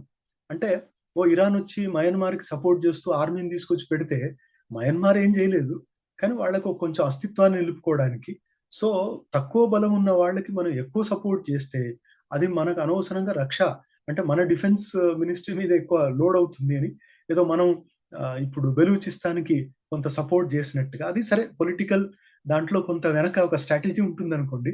పాకిస్తాన్ పక్కన బెలూచిస్తాన్ కాబట్టి ఇది ఒక మంచి మనకు అవసరం కూడా. సో ఈ శ్లోకాలతో కొన్ని సుభాషితాలు జొప్పించి, దాస్యామైతి వక్తవ్యం కర్తవ్య సమయో మహాన్. చర్చిల్ అంటాడండి, మనం ఏంటి మన పొలిటికల్ స్ట్రాటజీ అంటే చెప్దాం, మనం దాస్యామహ అంటే మనం తప్పకుండా ఇస్తామని చెప్దాం. కర్తవ్య సమయో మహాన్, కానీ ఒక కండిషన్ పెడదాం, పెద్ద కండిషన్ పెడదాం. అపూరితేచ సమయే దోషస్తేష్వేవ ధీయతాం. ఎప్పుడైతే వాళ్ళు ఆ కండిషన్ ఫుల్ఫిల్ చేయరో అప్పుడు వాళ్ళదే తప్పందాం. సో మనం ఇవ్వాల్సింది ఇవ్వద్దు. ఈ రకంగా పెద్ద కండిషన్ పెట్టడం వల్ల ఈ దేశాలు సతమతం అవుతాయి, మన స్ట్రాటజీ సక్సెస్ఫుల్ అవుతుంది అని చెప్పడం అన్నమాట. ఈ రకంగా ఈ మొదటి అంకంలో ఈ చర్చిల్ స్వభావాన్ని ప్రజెంట్ చేయడం, దీంట్లో ఎక్కడ కూడా ఇంకా ముఖ్యమైన భారతీయ పాత్రలు రావు. కానీ రెండో అంకంలో సుభాష్ చంద్రబోస్, నెహ్రూ వీళ్ళ ద్వారా ఒక డిస్కషన్ మొదలవుతుందండి. మనకు తెలుసు కొంచెం సుభాష్ చంద్రబోస్ కి గాంధీ నాన్ వైలెన్స్ పాలసీ ఇవన్నీ కూడా పెద్ద ఇష్టం లేకుండేది, ఇన్ఎఫెక్టివ్ అన్నారట ఆయన. సో నెహ్రూ ఏమో వేరే కారణాల వల్ల గాంధీ వైపే ఉండడం జరిగింది. సో వాళ్ళ పరస్పర వాద వివాదాలు కూడా ఈ రెండో దీంట్లో వస్తాయండి. దాంట్లో చోట అంటాడు నెహ్రూ, శ్లాఘనీయం భవతః స్వరాజ్య తృష్ణ అని ఆయనతో అంటాడు సుభాష్ చంద్రబోస్తో. అయో దృషద్దారుముఖం హి సర్వం భగ్నం పునః సంధి విధౌ హి శక్యం మనస్తు భగ్నం నహి శక్య సంధి విశేషతో భగ్నం అరాతి భేదై అని. మీరు ఇక్కడ స్పష్టంగా చూడొచ్చు ఒక దృష్టాంత, అంటే బింబ ప్రతిబింబ భావాలు ఎలా ఉంటాయని. ఆయన ఏమంటారంటే ఒక రెండు వాక్యాల్లో ఒకటి, రెండు వాక్యాల్లో మరొకటి. ఇది ముందు వాక్యాల్లో ఏం చెప్తున్నారంటే, చూడండి ఇనుము భగ్నమైనా కూడా జోడించవచ్చు, ఒక రాయి పగిలిపోయినా ఏదో రకంగా జోడించవచ్చు, కానీ మనస్సు భగ్నం అని దానికి దీనికి ప్రతిబింబం చూపించారు. ఏంటంటే మనస్సు విరిగిపోతే మాత్రం దాన్ని మళ్ళీ కలపడం కుదరదు, నా శక్య సంధి. అది కూడా ఎప్పుడు అంటే అరాతి భేదై, అంటే మూడో వాడు ఇద్దరి మధ్యలోకి వచ్చి మూడో వాడు కల్పించి వాళ్ళిద్దరి మధ్యలో వ్యత్యాసాన్ని తెచ్చినప్పుడు ఇంకా మనకు ఆ మనస్సు కలవదు అని. ఆ రకంగా కొన్ని అలంకారాలు అక్కడక్కడ కనిపిస్తుంటాయి. తావదేవ హి మిత్రాణి తావదేవ చ బాంధవాః దేశక్షేమేతు కర్తవ్యే న మైత్రి నచ బంధుత అని. అంటే మీరు దేశం అనేదే ప్రధానం, అంతే తప్ప మీరు మిగతా దేశాన్ని దృష్టిలో పెట్టుకునే మైత్రి ఉండడం లేకపోవడం అనేది నిశ్చయించుకోండి. కాబట్టి దేశం ప్రధానం అనే ఉద్దేశంలో ఇప్పుడు కూడా మన ప్రభుత్వం అదే విధంగా నడుస్తుంది. అంటే సెంట్రల్ ప్రభుత్వం కూడా మనకు దేశమే ప్రధానం కాబట్టి ఈ డిప్లొమాటిక్ వ్యవహారాలన్నీ కూడా దేశ ప్రాధాన్యాన్ని దృష్టిలో ఉంచుకొని అని. అట్లా సంత్వత్ర బహవశక్తాః సుహృదో బాంధవాస్సమే రాజనీతి ఉత్తరస్వామి నెహ్రూ స్యాత్ ఏక ఏవ మే అని గాంధీ తన నెక్స్ట్ వారసుడిగా నెహ్రూని ప్రకటించడం, ఆయన దాని వెనక ఉన్న ఆయన ఆలోచన ఏంటి అని మనకు రెండో అంకంలో చెప్పే సందర్భంగా చాలా శ్లోకాలు వస్తాయండి. ఆయన ఆ,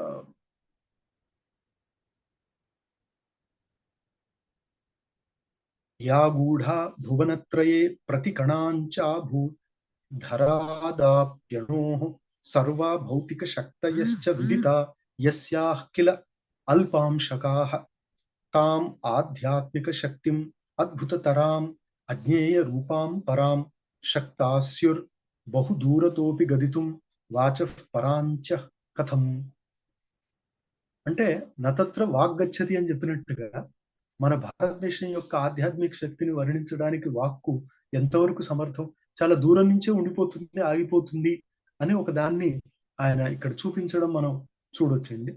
ఆత్మాసౌ నిఖిలేపి భూత నివహే తుల్యోఖిలాన్ ప్రాణినః పశ్యేదాత్మవదేవ నైవ కుహచిత్ కుర్యాత్ కదాచిత్ భిదాం ఇది ఆధ్యాత్మిక వేద సూక్తిషు భవేత్ యద్ యత్ అంశతోపి ఆదరః విద్యేత అద్య విభిన్న మానవగణే ద్వేషస్య లేశోపి కిం అని గాంధీ అన్నట్టుగా చెప్పారు. ఏంటంటే అసలు మన భారతదేశం యొక్క ఆధ్యాత్మిక స్వరూపం ఇది.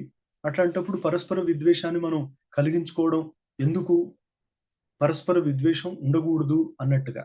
అయితే ఇది ఈ డిస్కషన్ జరుగుతుంది గాంధీ, నెహ్రూ, పటేల్ మధ్య. ఆయన మనకు తెలుసు ఐరన్ మ్యాన్ అని.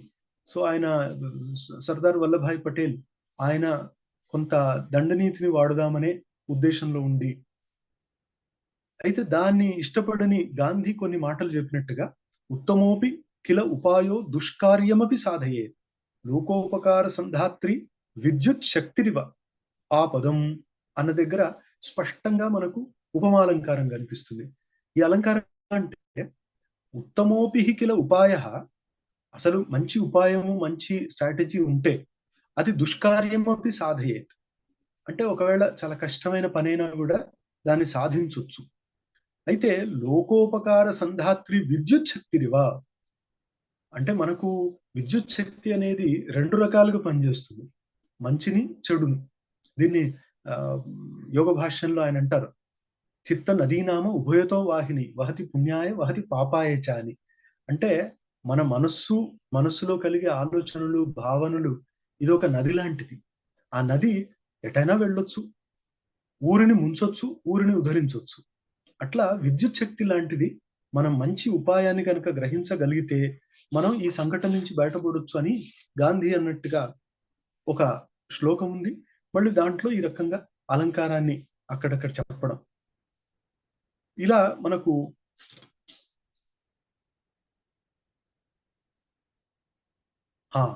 ఇంకొక చోట నెహ్రూ అంటాడండి, సముచిత్య అఖిలాదోష విధాత్ర ధనినామహో స్థూలే అస్య కాయే నిక్షిప్త ముసలాగ్ర ధియా సమం అని. అంటే కొంత చమత్కారం, కొంచెం వ్యంగ్యం, హాస్యం కూడా. ఏమంటే ఇంతకు ముందు రాజప్రతినిధి వచ్చాడు, ఆయన చెప్పింది చర్చిల్ మాట. సో దాన్ని దృష్టిలో పెట్టుకొని అంటాడు, అసలు వీళ్ళు ఇంతకంటే ఏం చేస్తారు, సముచిత్య అఖిలా దోష విధాత్ర ధనినాం అహో అస్య స్థూలేకాయే నిక్షిప్త. అసలు మొత్తం అంతా ఒక దగ్గర నుంచి లాక్కొని ఆ బ్రహ్మ ఈయన శరీరంలో పెట్టాడా, ఇంత స్థూలకాయంలో పెట్టాడా, అన్ని దోషాలు ఇక్కడే ఉన్నాయి అని అన్నట్టుగా దాన్ని మనం కొంత గ్రహిస్తే కావ్య ప్రకాశంలో అలంకార భాగంలో కూడా ఆ సుందరి ఆమె సౌందర్యాన్ని వర్ణించేప్పుడు ఆ విధాత అసలు ఇవన్నీ ఒక దగ్గరికి ఎలా తేగలిగాడు అన్నట్టుగా. అది నేను వేరే రకంగా రమణ మహర్షిని గురించి వర్ణించేప్పుడు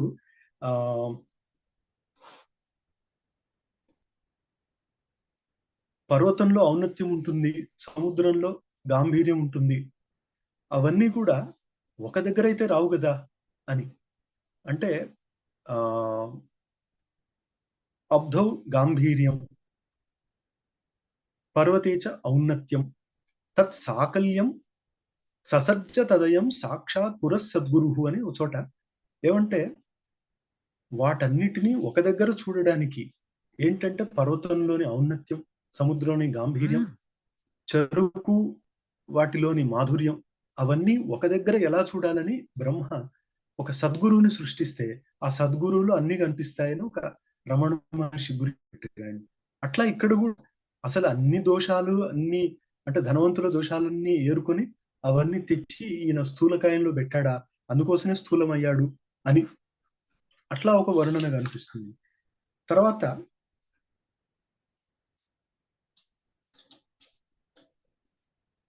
మనకు ఆ సమాసంలోని బిగిన్ చూస్తే, ఒక్క నిమిషం అండి, ఇది కూడా బ్యాటరీ డౌన్ అని చూపిస్తుంది. ఒక్క నిమిషం అది కనెక్ట్ చేస్తాను. సారీ అండి, ఒక్క నిమిషం.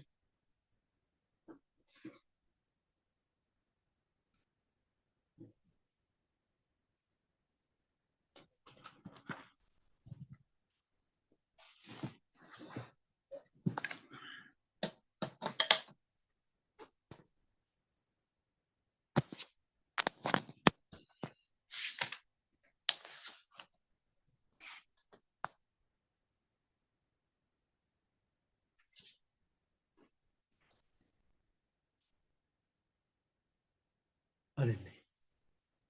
సో ఈ తర్వాత ద్వితీయాంకం గడిచి మనం తృతీయాంకానికి వస్తాము. అక్కడ ఈ ఇద్దరు అంటే భారతదేశానికి మోసం చేసే, దగా చేసే రెండు పాత్రలు ఇక్కడ అండి, రంగోజీ, అజీజ్ అని. సో వాళ్ళతో మొదలవుతుంది. వాళ్ళు ఎంత లోభులు, స్వార్థపరులు అనే దాన్ని వివరిస్తూ ఎంతసేపు మద్యమాంసాలు, శృంగారము వీటిలోనే మునిగిపోయేవాళ్ళు అని వాళ్ళ గురించి చెప్తూ రంగోజీ ఒక చోట ఏమంటాడంటే, ప్రస్థ ప్రమాణేన పిబామి మద్యం, మాంసంచ ఖాదామి శరః ప్రమాణం. అదో చాలా అందమైన ప్రయోగం. ఏమంటారంటే, నేను ప్రస్థ అనేది కూడా ఒక పాత్ర విశేషం, దీంట్లో మద్యాన్ని తాగుతాను, శిరః ప్రమాణం మాంసంచ ఖాదామి, భుంజే యథాలాభం అనేక నారీహి, కార్యాణి ముఖ్యాన్ని నవిస్మరామి. అసలు నా ముఖ్యమైన పనులంటే ఇవే, చాలా చాలా జాగ్రత్తగా ఇవన్నీ చేస్తూ వచ్చాను నేను అని, నీకంటే నేనే నయం అని రంగోజీ అంటాడు.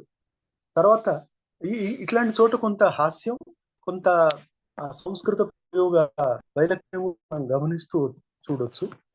అట్లా ఉచ్చపార్ష్ణి యుగరభ్యపాదుక పూర్వకాయ గతికంపితోత్కుచ కేతకీ కుసుమ గర్భపాండురా నృత్యతీవ పురతో అధునాపిమే. అంటే అంతకుముందు ఎవరో ఒక ఇంగ్లీష్ వనిత డాన్స్ చేసి వెళ్ళిందట. సో ఆయన అజీజ్ అనే అతను ఇంకా ఆమెను గుర్తు చేసుకుంటాడు. అయితే ఆమె ఒక వైట్ ఫెలో, ఒక వైట్ లేడీ. ఆమె ఎలాంటిది అంటే, గురుగారు ఆ సమాసం చూడండి, కేతకీ కుసుమ గర్భ పాండురా అని అన్నారు. అంటే కేతకీ కుసుమం యొక్క లోపటి భాగం, ఆ లోపటి భాగం చాలా తెల్లగా ఉంటుంది, అట్లా తెల్లగా ఉన్నది అని. ఆమె ఇప్పటికి కూడా ఇంకా నా ముందు అట్లే నర్తిస్తున్నట్టుగా ఉంది అని అతను అన్నట్టుగా. ఇంకా మిగతా వర్ణనలు ఉన్నాయి. పానావేశా విదిత సమయే సంఘనాట్యే ప్రవృత్తే విద్యుద్దీపే ఝటితి శమితే మే తదా భాగ్యయోగాత్ బాహోర్మధ్యే దృఢతరయత సార్ధ నగ్నోచ్చ వక్షా గాఢాశ్లేషై ఉరుతర కుశోత్పీడం ఆపీడ్య రేమే. చూడండి, చాలా ప్రాచీన శైలిలో అద్భుతంగా అంటే కొంత అనుప్రాస వస్తుంది. అనుప్రాసతో పాటు ఆయా వర్ణనకు తగిన ఔచిత్యాన్ని దృష్టిలో పెట్టుకొని చేయడం. ఆయన ఏదో ఆ పబ్లోనో క్లబ్లోనో ఆమెతో కలిసి డాన్స్ చేశాట. ఆ డాన్స్ చేసినప్పుడు ఆ జరిగినదంతా మళ్ళీ గుర్తుపెట్టుకొని, తాగున్నారు కదా ఇద్దరు, ఇంకా అంతకంటే ఇంకేం మాట్లాడతారు. కాబట్టి హాయిగా వాళ్ళు ఆ గుర్తు చేసుకుంటున్నారు, ఏంటంటే ఏం తాగాం, ఏం తిన్నాం, తర్వాత ఎవరెవరితో డాన్సులు చేశామని గుర్తు చేసుకుంటున్నారు. దాని ఆ వర్ణంలోనే ఈయన అంటాడు రంగోజీ, స్మారం స్మారం కిలాభినందామి తాం రాత్రి వృత్తాంతం అని, తస్యాభర్త యువతిమితరాం నర్తయన్ దూరతో భూత్ ప్రాప్తైషామాం శ్రమ జల లవక్లిన్న ఖండేందు ఫాలా. అది అంటే ఒక మంచి, అంటే గురువు గారు ఒక విడిగా ఒక ఉదాత్తమైన విషయాన్ని తీసుకొని మహాకావ్యం రాసున్నా కూడా అద్భుతంగా రాయగలరు అనేది మాత్రం స్పష్టం. అట్లా ఒక శ్లోకం రాసినా మహాకావ్యంగానే రాశారు ఆయన. ఇక్కడ చూడండి, శ్రమ జల లవక్లిన్న ఖండ ఇందుఫాల అనే ఒక పెద్ద సమాసం. అంటే శ్రమతో కలిగిన, అంటే చెమట బిందువులు, ఆ బిందువులతో ఆమె ఆ పాలభాగం పైన అవన్నీ ఉంటే అది ఇందుఖండం లాగా ఏర్పడుతుంది. ఇందుఖండ పాలభాగా అని ఒక వర్ణన చేయడం. అట్లా ఆమెను మాటి మాటికి గుర్తుంచుకుంటే నాకు బాగా ఆనందం కలుగుతుంది అని అన్నట్ట. అట్లా ఆయన ఇంకొకతను రంగోజీ అంటాడు ఏంటంటే, అసలు ఈ పాశ్చాత్యుల సంస్కృతి బాగుంది, ఎవరు ఎవరిని పెద్ద ద్వేషించరు, నాది అనేది ఉండదు, ఎందుకంటే ఆ వేరొకటి భార్య నా దగ్గరికి వచ్చింది కదా, ఎంత గొప్ప త్యాగులు వాళ్ళు అని అంటాడట. ఇట్లాంటి వాళ్ళ ఆ కుసంస్కృతిని అక్కడక్కడ వాళ్ళ పాత్ర ద్వారా చెప్పించి, అది నా మాట కాదు వాళ్ళు అంటున్నారు అని చెప్పడం. ఆ రకంగా ఈ 3వ అంకంలో ఆ ఒకవైపు సరళ లలితంగా, అంటే ఎవరో కొత్తగా సంస్కృతం నేర్చుకునే వాళ్ళు కూడా అర్థం చేసుకోవచ్చు, కొన్ని చోట్ల కొంత వ్యాఖ్యాగమ్యంగా వెళుతుంది. అట్లా ఆ వర్ణన చేస్తూ న పితా నాపి వా మాత న పుత్రో నచ బాంధవా న కలత్రం నవామిత్రం పావనం ధనమేవ నహ. ఇది చూడండి, ఇది మరీ మనకు ఏదో బేసిక్ సంస్కృతి నేర్చుకోవడానికి వచ్చిన వాళ్ళకి ఇట్లాంటి శ్లోకాలు ఇస్తే హాయిగా అర్థం చేసుకోగలరు. అదే ఇంతకుముందు శ్రమ జల శ్రమ జల లవ క్లిన్న పాలేందు భాగా అనేది అన్నారు కదా. సో అట్లాంటివి పెద్ద పెద్ద సమాసాలు. మళ్ళీ వెంటనే పాత్రను సందర్భాన్ని బట్టి, వర్ణనీయ విషయ ఔచిత్యాన్ని బట్టి వారు వెంటనే శైలిని మారుస్తారు కూడా. అట్లా మనకి కొన్ని శ్లోకాలు ఇక్కడ కనిపిస్తాయి. కానీ ఈ 3వ అంకంలో చాలా వరకు అనుష్ఠుప్ శ్లోకాలు సరళమైనవే. ప్రజా నిపీడ్యాపి ధనం ప్రభూతం సంగృహ్యతే నిత్యం అకుంఠితాజ్ఞై ఆంగ్లేయ దత్తాభయ వీతశంకై సుఖంచ భుజ్యంత ఇహ భోగాహ. ఇక్కడైతే హాయిగా ప్రజల్ని మీరు కష్టపెట్టండి, పీడించండి, ఏదో ఒక రకంగా వాళ్ళ దగ్గర నుంచి అన్ని మనం ట్యాక్స్ వసూలు చేయడం, తర్వాత మనకు ఆంగ్లేయులు ఎట్లాగో అభయం ఇస్తున్నారు కాబట్టి మనం హాయిగా సుఖాలను అనుభవిద్దాం అని ఆయన అన్నట్టుగా ఒక మాట వస్తుంది. దీంతో వీళ్ళిద్దరూ పరస్పరం ఈ భారతదేశం యొక్క ఈ సంస్కృతిని వాటిని వ్యంగ్యంగా పరిహసిస్తూ, పాశ్చాత్య సంస్కృతి గొప్పదని చెప్తూ, ఈ పాశ్చాత్యుల ఆకర్షణలో ప్రలోభంలో పడి మన భారతదేశానికి చేయబోయే ఆ కీడు దాన్ని వర్ణించడం మూడోది. దాని తర్వాత 4వ దాంట్లో ఈ చర్చిలు ఆయన భార్య ఇద్దరి సంవాదం. దీంట్లో ఒక గొప్ప విషయాన్ని బహుశా ఊహించుంటారు లేదా వినుంటారు గురువు గారు. ఏమంటే చర్చిలు ఎట్లాగూ భారతీయ సంస్కృతి పట్ల, భారతీయుల పట్ల ద్వేషం కలిగిన వ్యక్తి అని స్పష్టం. ఆయనకి అది మెగలోమేనియా అన్నట్టుగా మేమే గొప్ప అని ఉంది. కానీ ఆయన భార్య మాత్రం ఈ భారతదేశానికి స్వాతంత్రం ఇవ్వండి అని చాలా బలంగా చెప్పినట్టు, ఆ చెప్పిన చోట ఆమె మాటల్లో ఉన్న లాజిక్ ఏంటి, చర్చిలు ఎంత వీక్ గా డిఫెండ్ చేశాడు అనే దాన్ని కూడా గురువు గారు భలే చక్కగా వర్ణించారు 4వ దాంట్లోండి. సో దీంట్లో ఎక్కువ వరకు చర్చిల్ శ్లోకాలే ఉంటాయి. కానీ ఆమె మాట్లాడిన చోట మాత్రం న శస్త్రగ్రహణే శక్తిర్ నాపివా పరిపాలనే స్వరాజ్యమపి తే లబ్ధం కథం రక్షేయు రక్షమాహ. ఇక్కడ కూడా చూడండి, అది ఎంత చక్కటి అనుప్రాస అంటే, అది రక్షేయు రక్షమాహ అని అంటే అసమర్థులు వీళ్ళు తమ స్వాతంత్రాన్ని మాత్రం, స్వరాజ్యాన్ని మాత్రం ఏం కాపాడుకుంటారు అని ఒక మాట అన్నది. కానీ తర్వాత ఏమంటుందంటే వీళ్ళకి మీరు స్వరాజ్యాన్ని ఇవ్వాల్సిందే అని. తుష్యంతు వా ఇతర జన యది వా దుషంతు సర్వోపి జీవతు విదిశ జనో నవాయం నిత్యం స్వదేశ పరివర్ధన బద్ధ దీక్ష నో చర్చిలోహి గణయేది ఇతరస్య నిందాం అని. ఇది కొంత మనకు సుభాషితాల్లో కనపడే శైలియే. అట్లా కొన్ని ముఖ్యమైనవి చూపిస్తానండి. ఆయన ఒక అందమైన శ్లోకం, చాలా అర్థగర్భం. చూడండి, షడ్వింశత్యక్షరైర్గీర్ణే చతుర్వింశతి వర్ణకే నిగీర్ణ భారతీయానాం శక్తిరాధ్యాత్మికీ చ నః అని అన్నారు. అంటే 26 అక్షరాలతో, 26 అక్షరాలంటే మన ఇంగ్లీష్ భాష. అంటే ఇంగ్లీష్ భాష 26 అక్షరాలు వచ్చి షడ్వింశతి అక్షరైః లేదా షడ్వింశత్యా అక్షరైః గీర్ణే మొత్తం మింగేసిందట. ఏది అంటే చతుర్వింశత్యక్షర అంటే గాయత్రి. సో మన భారతదేశానికి చాలా గొప్ప శక్తినివ్వగలిగిన గాయత్రి మంత్రం, గాయత్రి ఉపాసన అనే దాన్ని ఈ 26 అక్షరాలు వచ్చేసి మొత్తం మింగేసింది. దానివల్ల నిగీర్ణ భారతీయానాం శక్తిరాధ్యాత్మికీ చ నః, మన భారతీయుల ఆధ్యాత్మిక శక్తి ఏదైతే గాయత్రి ఉపాసన స్వరూపంలో ఉందో అది మొత్తం పోయింది అని ఎంత అందంగా అటువైపు 26 అక్షరాలు, ఇటు 24 అక్షరాలు, ఆ రకంగా ఇది ఒక రకమైన ధ్వని దాన్ని చూపించారు. ఇక్కడ ఈ చతుర్ధాంకం వీళ్ళిద్దరి ఆ పరస్పర సంవాదంతో నడుస్తుంది. దాంట్లో ఆమె బలంగా స్వరాజ్యం ఇవ్వాలని అడుగుతుంది అని. దీని తర్వాత మళ్ళీ ఆ చర్చిల్ ఆ స్థానాన్ని వదిలిన తర్వాత మళ్ళీ వీళ్ళిద్దరు వస్తారు, రంగోజీ తర్వాత అజీజ్. వాళ్ళతో పాటు ఒకతను జాన్ అని, డ్రింక్ వాటర్ అట ఇంకొక పేరు. అట్లాంటి పేర్లు భలే తమాషా ఉంటాయి. అంటే వాళ్ళు పెట్టుకున్న పేర్లే విచిత్రంగా ఉంటాయి. వాటిని ఇక్కడ వాడారు గురువు గారు. ఏమంటారంటే ఔన్నత్యం కుచయోర్ వివర్ధయతి సా కార్పాస పాత్రద్వయీ మధ్యంతే తనుతరం పార్ష్ణ్యున్నతోపానహౌ దృశ్యాచాపి శరీర కాంతిరతుల సూక్ష్మాంశు కాంతాత్ పరం లోకే పూర్వతర కిలాంగ్ల యువతీ వేషో యువాకర్షక. చాలా అసలు ఇదొక మంచి చక్కటి వర్ణన. సంస్కృతంలో కొంత హాస్యం, తర్వాత స్వభావోక్తి. ఏమంటే ఏదో కార్పాస పాత్రద్వయి మధ్యంతే తనుతరం పార్ష్ణి ఉన్నత ఉపానహౌ. ఆమె వేసుకున్నవేమో హై హీల్స్, ఆ పైన వేసుకున్నదేమో చిన్నదేదో పల్సటి బట్ట. దృశ్యాచాపి శరీర కాంతి రతులా సూక్ష్మాశు కాంతాత్ పరం. అసలు వేసుకున్నదేదో పల్సటి బట్ట నుంచి మొత్తం శరీర కాంతి కనిపిస్తుందని.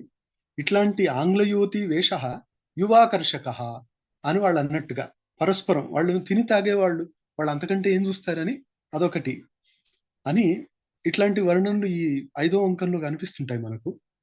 పారితోషిక దానం హి ప్రేమ్ణ చిన్నం అనుత్తమం తస్మాద్ అంగీకృతౌ తస్య దోషో న ఇది ఆంగ్ల నిర్ణయ అని ఒకతను అంటట. మీకు డబ్బులు పంపించారు మా ఆంగ్ల ప్రభుత్వం వారు, తీసుకోండి అంటే వాళ్ళు తీసుకోవడానికి రెడీ.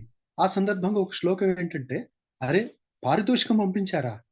అవును, అది పారితోషికం ఇవ్వడం అంటే ప్రేమకు చిహ్నం, అది ఉత్తమ చిహ్నం. కాబట్టి ఇది ఆంగ్ల శాసనం ప్రకారం ఏంటంటే పారితోషికం ఇవ్వాలి. అసలు వాళ్ళు కోల్కతా నుంచి వచ్చిన మొదటి పని చేసింది ఏంటంటే పారితోషికం ఇవ్వడం.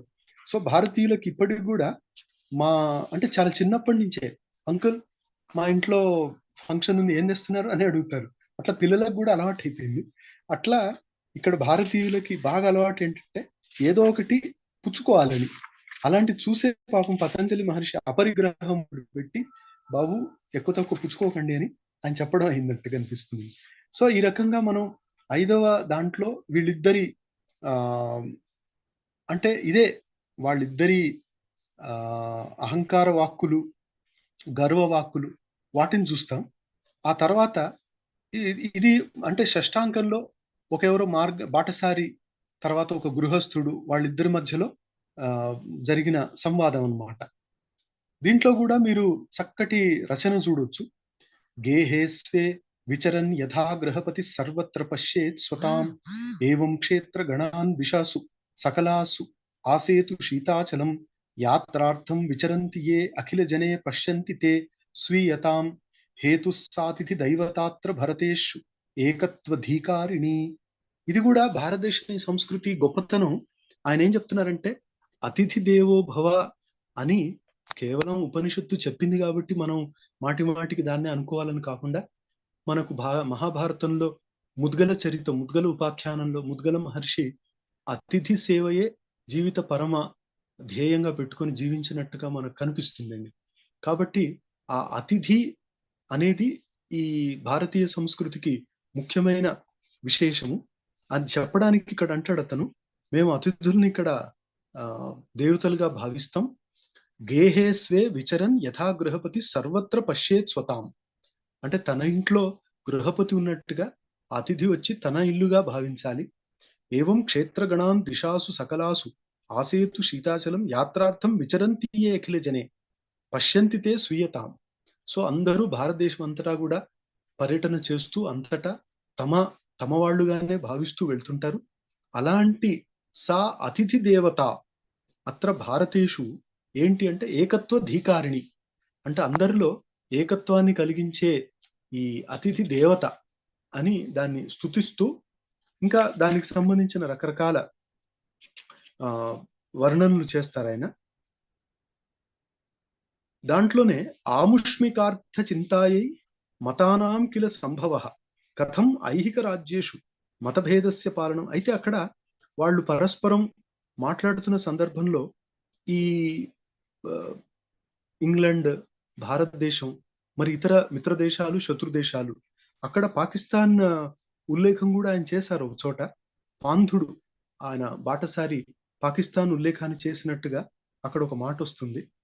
ఆ రకంగా నరస్య ఏకస్య వృద్ధి స్యాత్ నైకవర్ష పరిశ్రమ ఈదృశస్య విశాలస్య పునర్దేశస్య కా కథ అని ఒక, ఇదంతా విష్కంభకంలోనే, అంటే నాటకంలో విష్కంభకంగా వాళ్ళిద్దరి పాత్రల ద్వారా ఈ విషయాన్ని ప్రవేశపెట్టి, ముఖ్య పాత్రల్లో ఈ నెహ్రూ వీళ్ళందరూ వస్తారు. ఇప్పుడు వాళ్ళు ఈ దేశానికి సంబంధించిన కొన్ని స్ట్రాటజిక్ ప్లానింగ్ ఎలా, ఆయనతో పాటు కాంగ్రెస్ అధ్యక్షుడు సంజీవ రెడ్డి వాళ్ళు వస్తారని ఇక్కడ ఆ వర్ణనను చూపించారు. చీనా పోర్తుగలాది దౌష్ట్యమథవా కాశ్మీర దేశవ్యథ దేశే ప్రాంత మతాదిజశ్చ సుమహాన్ కోలాహలో అనర్థదః పౌరోభాగ్యమిదం విపక్ష జనతా దృశ్యం క్లేశయన్ త్యానందోపి మహాన్ భవతి అనుపదం ఆలోక్య దేశోన్నతిం అని ఈయన నెహ్రూ మాట ఇది. అంటే మనం చుట్టుపక్కల చూస్తుంటే అసలు అటువైపు కాశ్మీరు దుఃఖం, కాశ్మీర్ ఫైల్స్, సో అదొక దుఃఖం, అదొక వ్యథ. ఈ చైనా, పోర్తుగల్ వీటి దౌష్ట్యం ఇవన్నీ చూస్తుంటే అసలు మన దేశానికి కలగబోయే ఉపద్రవం అది బాగా దుఃఖాన్ని కలిగిస్తుంది అని అన్నట్టుగా ఒక వర్ణన. ఈ రకంగా ఇంతవరకు విష్కంభకం అయిపోయి గర్భాంగంలోకి వస్తారు. మనకు ఉత్తర రామచరితంలో గర్భాంకం కనిపిస్తుంది, అంటే అంకంలో అంకం. అట్లా ఇక్కడ ఈ 6వ అంకంలో ఒక గర్భాంకం కూడా ఆయన ప్రవేశపెట్టి, దాంట్లో మళ్ళీ నాంది సూత్రధారులు మళ్ళీ వచ్చి మళ్ళీ ప్రార్థన చేసి వాళ్ళు వెళ్ళిపోతారు. ఇక్కడ మళ్ళీ అశోక చక్రవర్తి ఆ ఘటనని ఇక్కడ చొప్పించి దాన్ని అశోకుడు, ఆయన అమాత్యుడు వాళ్ళిద్దరి సంభాషణగా చూపించి, ఇది అయిన తర్వాత మళ్ళీ ఇప్పుడు వీళ్ళు వస్తారు, మన నెహ్రూ, రాధాకృష్ణన్ వీళ్ళందరూ వచ్చి వాళ్ళు మాట్లాడుకోవడం, ఆ పరస్పరం ఆ మాటలు, అంటే వాళ్ళ సంవాదాన్ని కూడా చాలా చక్కగా వర్ణించడం. రాధాకృష్ణ అంటారు, పద్భ్యాంగచ్చతు ధావతాద్ రథ గణైర్ వృక్షస్య మూలే థవా ప్రాసాదాగ్రతలే కరోతు వసతిం భుంక్తాం మృగాన్ వా ఓదనం అనే తీసుకోవాలి. సర్వం పశ్య వశీకరోత్యయమహో మోహాధిరాజ సదా కామాహంకృతిఖ్య సచివ కావాస్తి కాలే భిదా అని రాధాకృష్ణ అంటారు. ఇక్కడ మీరు చూడొచ్చు ఒకే దాంట్లో అనేక వర్ణనలు. ఇది జనరల్ గా క్రియాపదం సమానమై అన్నిటికీ వర్తిస్తే దీపకం అంటాం. ఆ దీపకంలో చాలా ప్రకారాలు కావ్యదర్శనంలో ఉన్నాయి, వాటిని మనం చూడొచ్చు. అక్కడక్కడ ఉపనిషద్ వాక్యాలను కూడా గురువు గారు ఆ వర్ణంలో కూర్చడం జరిగింది. భీషాస్మాత్ వాతః పవతే, ఆ ఉపనిషద్ వాక్యాన్ని కూడా తీసుకొని ఆయన 6వ దాంట్లోనే అంటారు, భీషాస్మాత్ పవతే వాతః ఇతి శృతి గీరపి భయం హి బోధయత్యేకం సేతుం లోక విధారణే. అక్కడ మళ్ళీ పక్కన సేతుం లోక విధారణే, ఇది కూడా ఉపనిషద్ వాక్యమే. అంటే లోక విధారణం, ధృతేశ్చ మహిమ్నః అస్యాస్మిన్నుపలబ్ధే అని బ్రహ్మసూత్రం. దాని తర్వాతదే ధృతేశ్చ మహిమ్నః అస్యాస్మిన్ సాచ ప్రశాసనాత్ అని ఇంకొక, ఈ రెండు కూడా ఆ ధృతి అంటే మొత్తం లోకాలన్నిటినీ నిలిపిపెట్టిన శక్తి, అది భగవత్ శక్తి.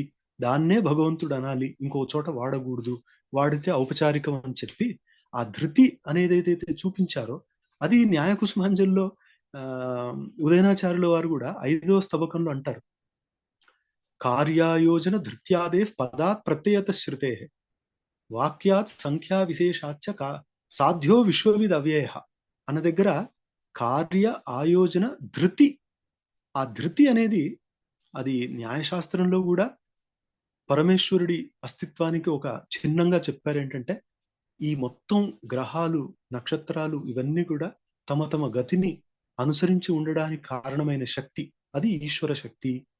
దాన్నే బ్రహ్మగా భావించి మన వాళ్ళు ధృతేశ్చ మహిమ్నః అస్యాస్మిన్ ఉపలబ్ధే చెప్పుకోవడం, సాచ ప్రశాసనాత్ అని. ఈ ప్రశాసనం ఏది అన్నప్పుడు మళ్ళీ వాళ్ళు బృహదారణ్యకాన్ని చూపించి వాళ్ళు ఏమంటారంటే తదక్షరం గారికి యస్య ప్రశాసనే సూర్యాచంద్రమసౌ విధృతౌ తిష్టతః అని ఆ ప్రశాసనం అని దాన్ని అక్కడ కలుపుకొని బ్రహ్మసూత్రాన్ని వివరించుకోవడం జరిగింది.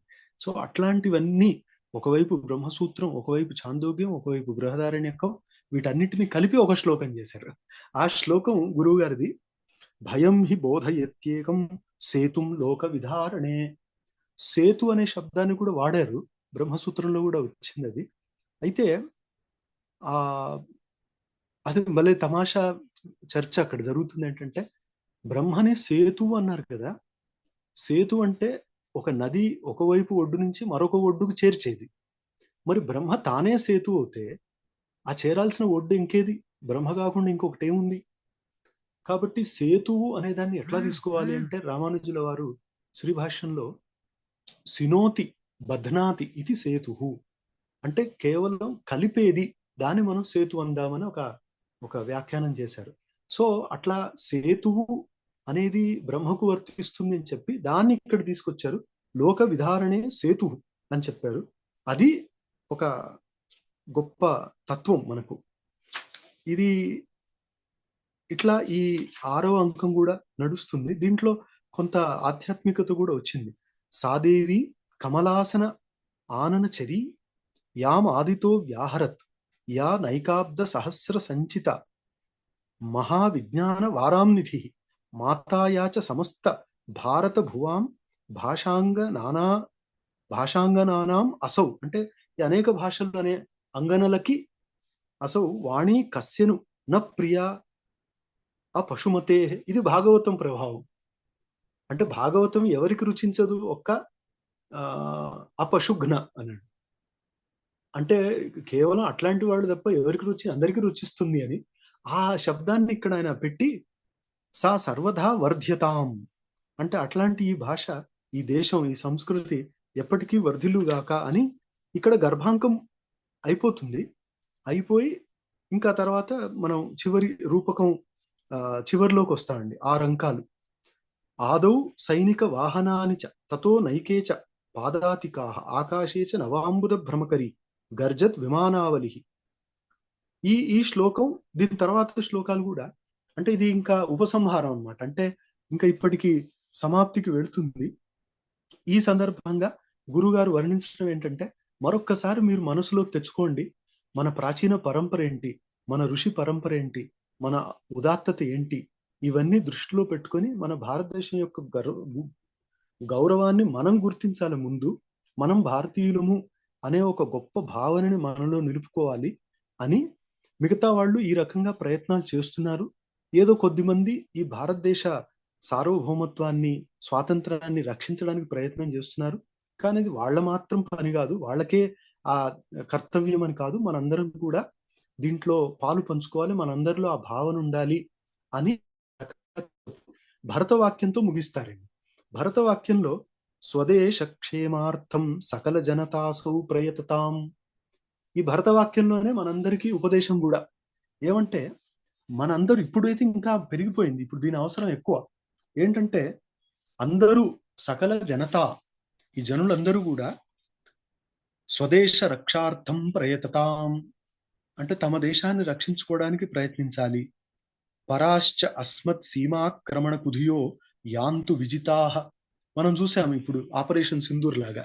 సో మన దేశాన్ని ఆక్రమించుకోవాలి, పాడు చేయాలని వచ్చే వాళ్ళందరూ కూడా ఓడింపబడాలి.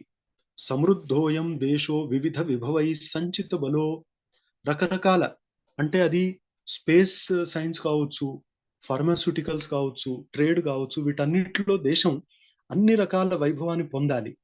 విధత్తాం సర్వత్రాపి అనుపహత శాంతించ భువనే. సో ఇది ఈ భువనంలో శాంతిని ఇదే నెలకొల్పాలి అని నెహ్రూ అన్నట్టుగా, ఎందుకంటే శాంతి దూత అంటాం కదా, సో ఆయన నోటితో ఈ మాటలు పలికించి దానికి రాధాకృష్ణన్ తథాస్తు అన్నట్టుగా చెప్పి, ఎందుకంటే ఆయన గురువు, టీచర్స్ డేను మనం గుర్తుపెట్టుకుంటాం కాబట్టి గురువు అనాల్సింది తథాస్తు, శిష్యుడు అనాల్సింది ఇవన్నీ అనిపించారు.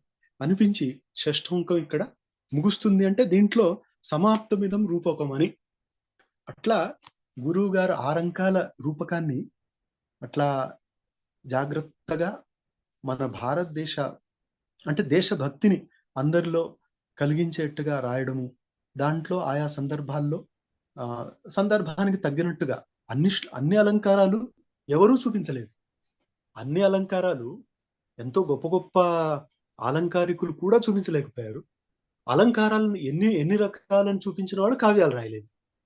అంటే ఇప్పుడు గుణదోష ప్రకరణం రాసిన మమటాచార్యుల వారు కావ్యం రాసుంటే బాగుండు, ఇదో బాబు నేను రాశాను, ఇదే మీ అందరికి ప్రమాణం, కానీ అది రాయలేదు. సో ఈ రకంగా మనకు గుణాలేవి దోషాలేవి అని అందరు చెప్పగలరు, కానీ ఆ రకమైన కావ్యం రాయడం కొద్దిగా ఇబ్బందే. కానీ మన భావనల్ని మనం ప్రకటించుకోవడానికి మాధ్యమంగా కావ్యాన్ని ఎన్నుకుంటే అది జాగ్రత్తగా రాసి దాన్ని నలుగురిలో నిలిచేట్టుగా పెట్టగలిగితే అది గొప్ప మాట. గురువు గారు మాత్రం వారి సాంగత్యం కొంతకాలం దొరికిన భాగ్యవంతుల్లో నేను చివరి వాడిని.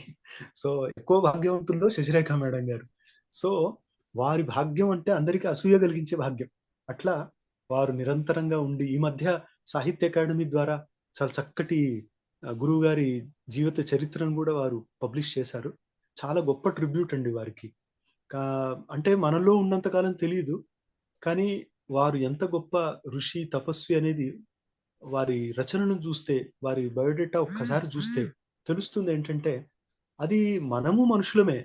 అంటే ఏదో భాగవతం 2వ స్కంధంలో చెప్పినట్టుగా మనం కూడా గాలి పీలుస్తున్నాం, మరి భస్త్రికలు పీలవ అన్నట్టు అది కూడా గాలి పీలవడే ఉంది, గాలి పీలుస్తున్నాం, తింటున్నాం, తాగుతున్నాం, కానీ మరి జీవితాన్ని ఒక తపస్సుగా నడిపే శక్తి అందరిలో లేదు.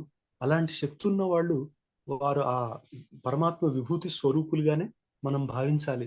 యద్యద్ విభూతిమత్సత్వం శ్రీమద్ ఊర్జితమేవా తత్తదేవ అవగచ్చత్వం మమ తేజోంశ సంభవం అని సాక్షాత్తుగా చెప్పినట్టుగా మనకు తెలుసు భగవద్గీతలో.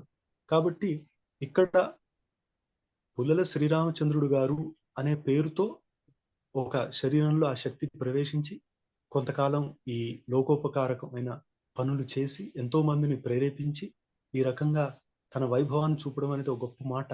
మనందరం భాగ్యవంతులం. సో ఈ రోజుకి ఇంతేనండి. మనం మళ్ళీ 3 గంటలకి అరవిందరావు గారి దాంట్లో కలవాలి కాబట్టి ఇక్కడ నేను మీ అనుమతితో ఆపేస్తాను. నమస్కారం అండి. మధు, మనకి మాలతీ మాధవంలో ఒక శ్లోకం గుర్తొస్తుంది సార్. యద్వేదాధ్యయనం తథోపనిషదాం సాంఖ్యస్య యోగస్య చ జ్ఞానం తత్కథనేన కిం నహి తతః కశ్చిద్ గుణో నాటకే యత్ప్రౌఢత్వముదారతా చ వచసాం యచ్చార్థతో గౌరవం తచ్చేదస్తి తతస్తదేవ గమకం పాండిత్య వైదగ్ధ్యయోః. అద్భుతమైన శ్లోకం సార్.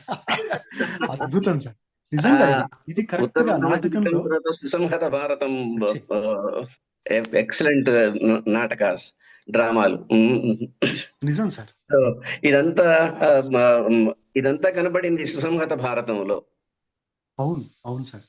ఏదో నేను నా యథాశక్తి ప్రయత్నం చేశాను, కానీ అంటే మనకు ఒక మామూలు ఇప్పుడు శృంగార ప్రధానమైన కావ్యం కానివ్వండి, మిగతా వాటిలో అంటే విభావన కానివ్వండి, ప్రతి వస్తువు ఇట్లాంటి చొప్పించే బలవంతంగా వర్ణించడం లేదు కదా. కాబట్టి లేదు. మనం కొన్ని సందర్భాలు వాటిని ఎత్తి చూపడం జరిగింది. ఎస్, నాకు అనిపించింది ఒక ప్రవర్తతాం ప్రకృతి హితాయ పార్థ అనే Yes, same. ఇది Correct, కాళిదాసు మా- దానికి గురువు గారు పెద్ద వాక్యం రాశారు సుసంహత Yes. భారతంలో. అవునండి, అవును సార్. ధన్యవాదాలు. శాస్త్రి గారు, హలో, నమస్కారం అండి. ప్లీజ్ ప్లీజ్ మీరు ఏం లేదు, అందరికీ నమస్కారం.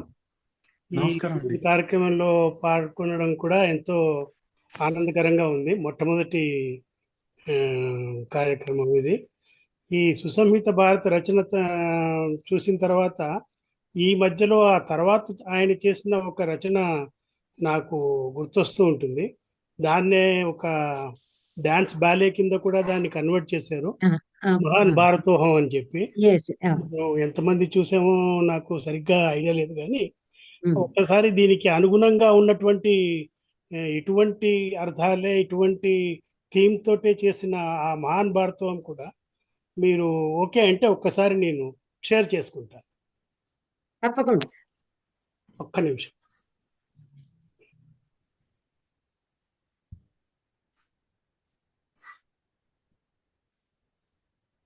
సెండ్ రిక్వెస్ట్ అంది, యా హలో అని చెప్తున్నారు. ఓకే, వచ్చింది కదా.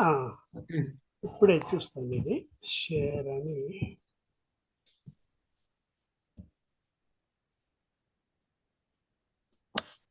మొత్తం ఇటువంటి అర్థాలే వచ్చే థీమ్ తోటి రాసిన డాన్స్ బ్యాలీలో వచ్చింది ఇది. దీన్ని కూడా ఒకసారి నేను ఓపెన్ చేయడానికి ట్రై చేస్తాను. ఇందాకటి నుంచి వీడియో రావట్లేదు, ఓకే, కాస్త ఆగాల్సి వచ్చింది. ఇప్పుడు చూస్తాను, ఒక్క నిమిషం.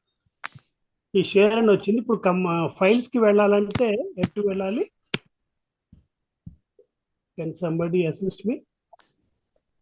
నాకు కూడా తెలియదు అసలు. ఇది ఇక్కడ ఉంది, ఆప్టిమైజింగ్ వీడియో. టైం ఉందా మనకి? మనం ఒక రోజు అదే పెట్టుకోవచ్చు కదా మనము. మొత్తం అది చాలా బాగుంటుంది. Because it takes 20 minutes or so. ఇంకా ఎక్కువ ఉంటుంది. 10 minutes ఏనా? అచ్చా, నేను అనుకున్నాను ఒక అరగంట. లేదా అరగంట లేదా అది? లేదు లేదు, ఓకే ఓకే, జస్ట్ 10 నిమిషాలు అది. చాలా ఇంపార్టెంట్ కాబట్టి మంచిగా ఒక రోజు హ్యాపీగా పెట్టుకోవచ్చు అని అంతే. సరే, అలాగే చేద్దాం, అలాగే చేద్దాం. ఏం శాస్త్రి గారు? అయ్యా నమస్కారం సార్. నమస్కారం సార్. మిమ్మల్ని ఇప్పుడు చూస్తున్నా మిమ్మల్ని. ఇందాకటి నుంచి నా వీడియో ఒకటి రావట్లేదండి, అతి ప్రయత్నం మీద ఇప్పుడు వచ్చింది అనమాట. అదే నేను చిట్ట చివరిలో నేను మిస్ అయినా, ఎందుకంటే ఎవరో వచ్చారు సడన్ గా, ఎవరో పెద్దవాళ్ళు ఎవరో వచ్చారు.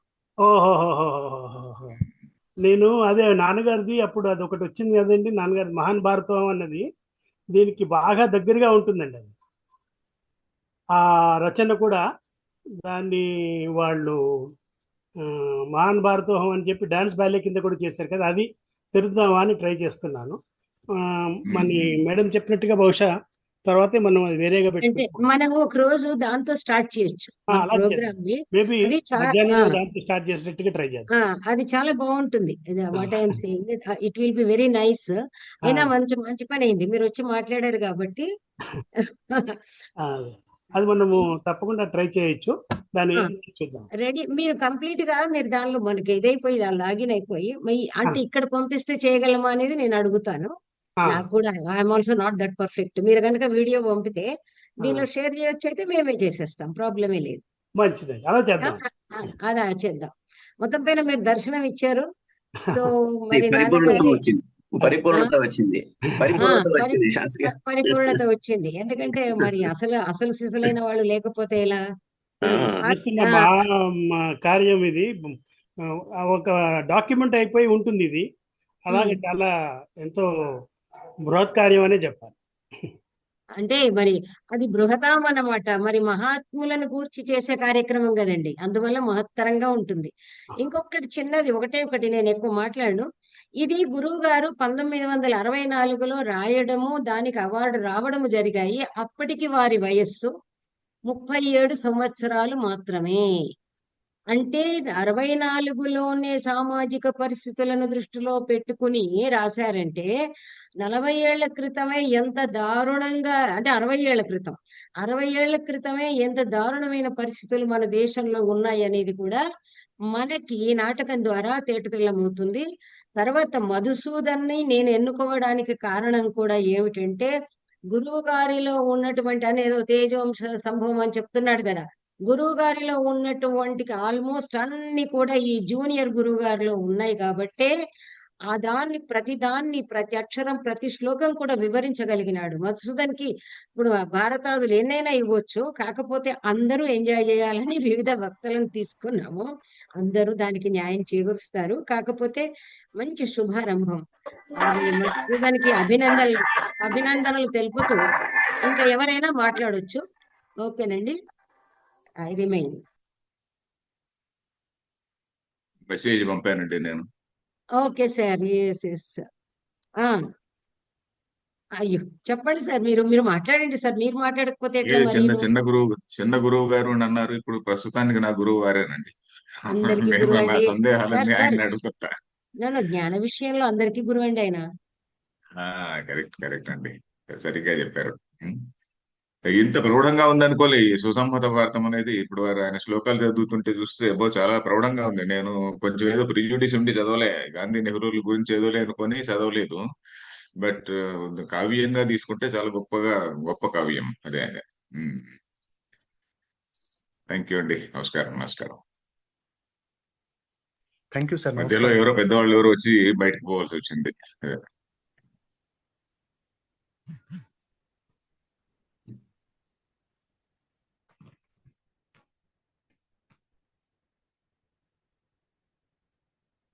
మేడం మీరు మ్యూట్ అయ్యారు. 3ంటికి మళ్ళీ సమావేశం అవుతాము, అందుకని మనము విరమిద్దామా మరి? అదే ముందే అనుకున్నాం కదా, ఎక్కువగా ఇప్పుడు అందరి విందాం. ముందు విన్న తర్వాత మధుసూదన్ని మొత్తం కంప్లీట్ ఎంగేజ్ చేసేద్దాం. మన డౌట్స్ అన్ని తీరుస్తాడు. అరవిందరావు గారిదే కాదు, మనందరిది కూడా. బాబు మధుసూదన్ గారు, మీరు మాకు సర్వథా మీ సమయము వీలైనప్పుడు మాకు కేటాయించండి. మేము ఇలా మరికొన్ని సాహితీ కార్యక్రమాలలో ఇలా సందేహాలు సమాధానాలు పెట్టుకుంటాము. మీ ఇంటర్వ్యూలు కావాలి మాకు. నిజంగా మధుసూదన్, మేడం మీరు అంటున్నారు చూడండి, అన్ని డౌట్స్ తీర్చగలనని నా డౌట్ అది. లే అది మాకు సందేహం లేకుంటే చాలు. మీకుంటే మాకు అవసరం లేదు. మీకు ఎవరైనా గురువులు దొరికితే వెతుక్కోండి, మాకు మీరు చాలు. కాబట్టి మీరెవరినైనా వెతుక్కోండి, అది మాకు సంబంధం లేదు. కానీ నిజంగా కూడా గురువు గారి లాంటి వ్యక్తి మహత్వాన్ని విద్వానేవ విజానాతి విద్వజ్జన పరిశ్రమం. అందువల్ల ఇప్పుడు ఇందాక అరవిందరావు గారు చెప్పినట్టు, ఇప్పుడు చదవకపోవడం కొంత ఉండొచ్చు, అందరు విద్వాంసులు తీరిక లేక చదవకపోవడం, చదివినా అర్థం చేసుకోలేకపోవడం. ఇప్పుడు ఇన్ని యాంగిల్స్ లో ఉపనిషత్తు దేని సంబంధించి, అలంకారాలకు సంబంధించి, ఆలంకారికులకు సంబంధించి, యోగానికి సంబంధించి వారు ఇంత పాండిత్యం అందులో ఉంచారు కాబట్టి మీలాంటి వాళ్ళని మేము రిక్వెస్ట్ చేస్తున్నాము, అంతే. సో ఇలాంటి వక్తలే మాకు కావాలి. మధ్యాహ్నం ఎలాగూ మా గురుగారి ప్రియతమ శిష్యులు వస్తారు.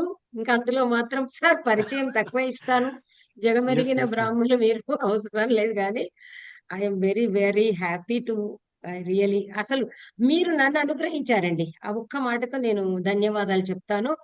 మీ ధైర్యంతో నేను ఈ కార్యక్రమానికి పూనుకున్నాను, మీరు నన్ను అనుగ్రహించారు. అలాగే మీ సహకారం నా చుట్టూ నాకు మీరు ఉండి మీ సహకారాన్ని అందించండి. ఇదో యజ్ఞం ఏదో ఉంది కదా, సహయజ్ఞ సంథింగ్ ఉంది కదా, మంత్రాలన్నీ మధుసూదన్కే వచ్చు. కాబట్టి అలా చేసుకుంటూ వెళదాము, అంతే. మరి మనము షెల్ వి టేక్ లీవ్, మళ్ళీ మనం జాయిన్ అవుదాం. మేడం నెక్స్ట్ అరవిందరావు సార్ వాళ్ళ వ్యాఖ్యానం ఉంది కదా 3 గంటలకి. అవును. సో సర్ వెహికల్ వచ్చే ముందు ఎస్కార్ట్ వెహికల్ లాగా నా వ్యాఖ్యానం అయిపోయింది. అరే ఏమన్నా అనుకోలేరు. అది కాదు, నేను పొద్దున్నే చెప్పానండి, ఒక బాలుడు ఒక వృద్ధుడు అని నేను నా పరిచయం వాక్యంలో చెప్పాను. సో మాకు చిన్నవాడితో ప్రారంభించాము, చిన్న పిల్లోడితో.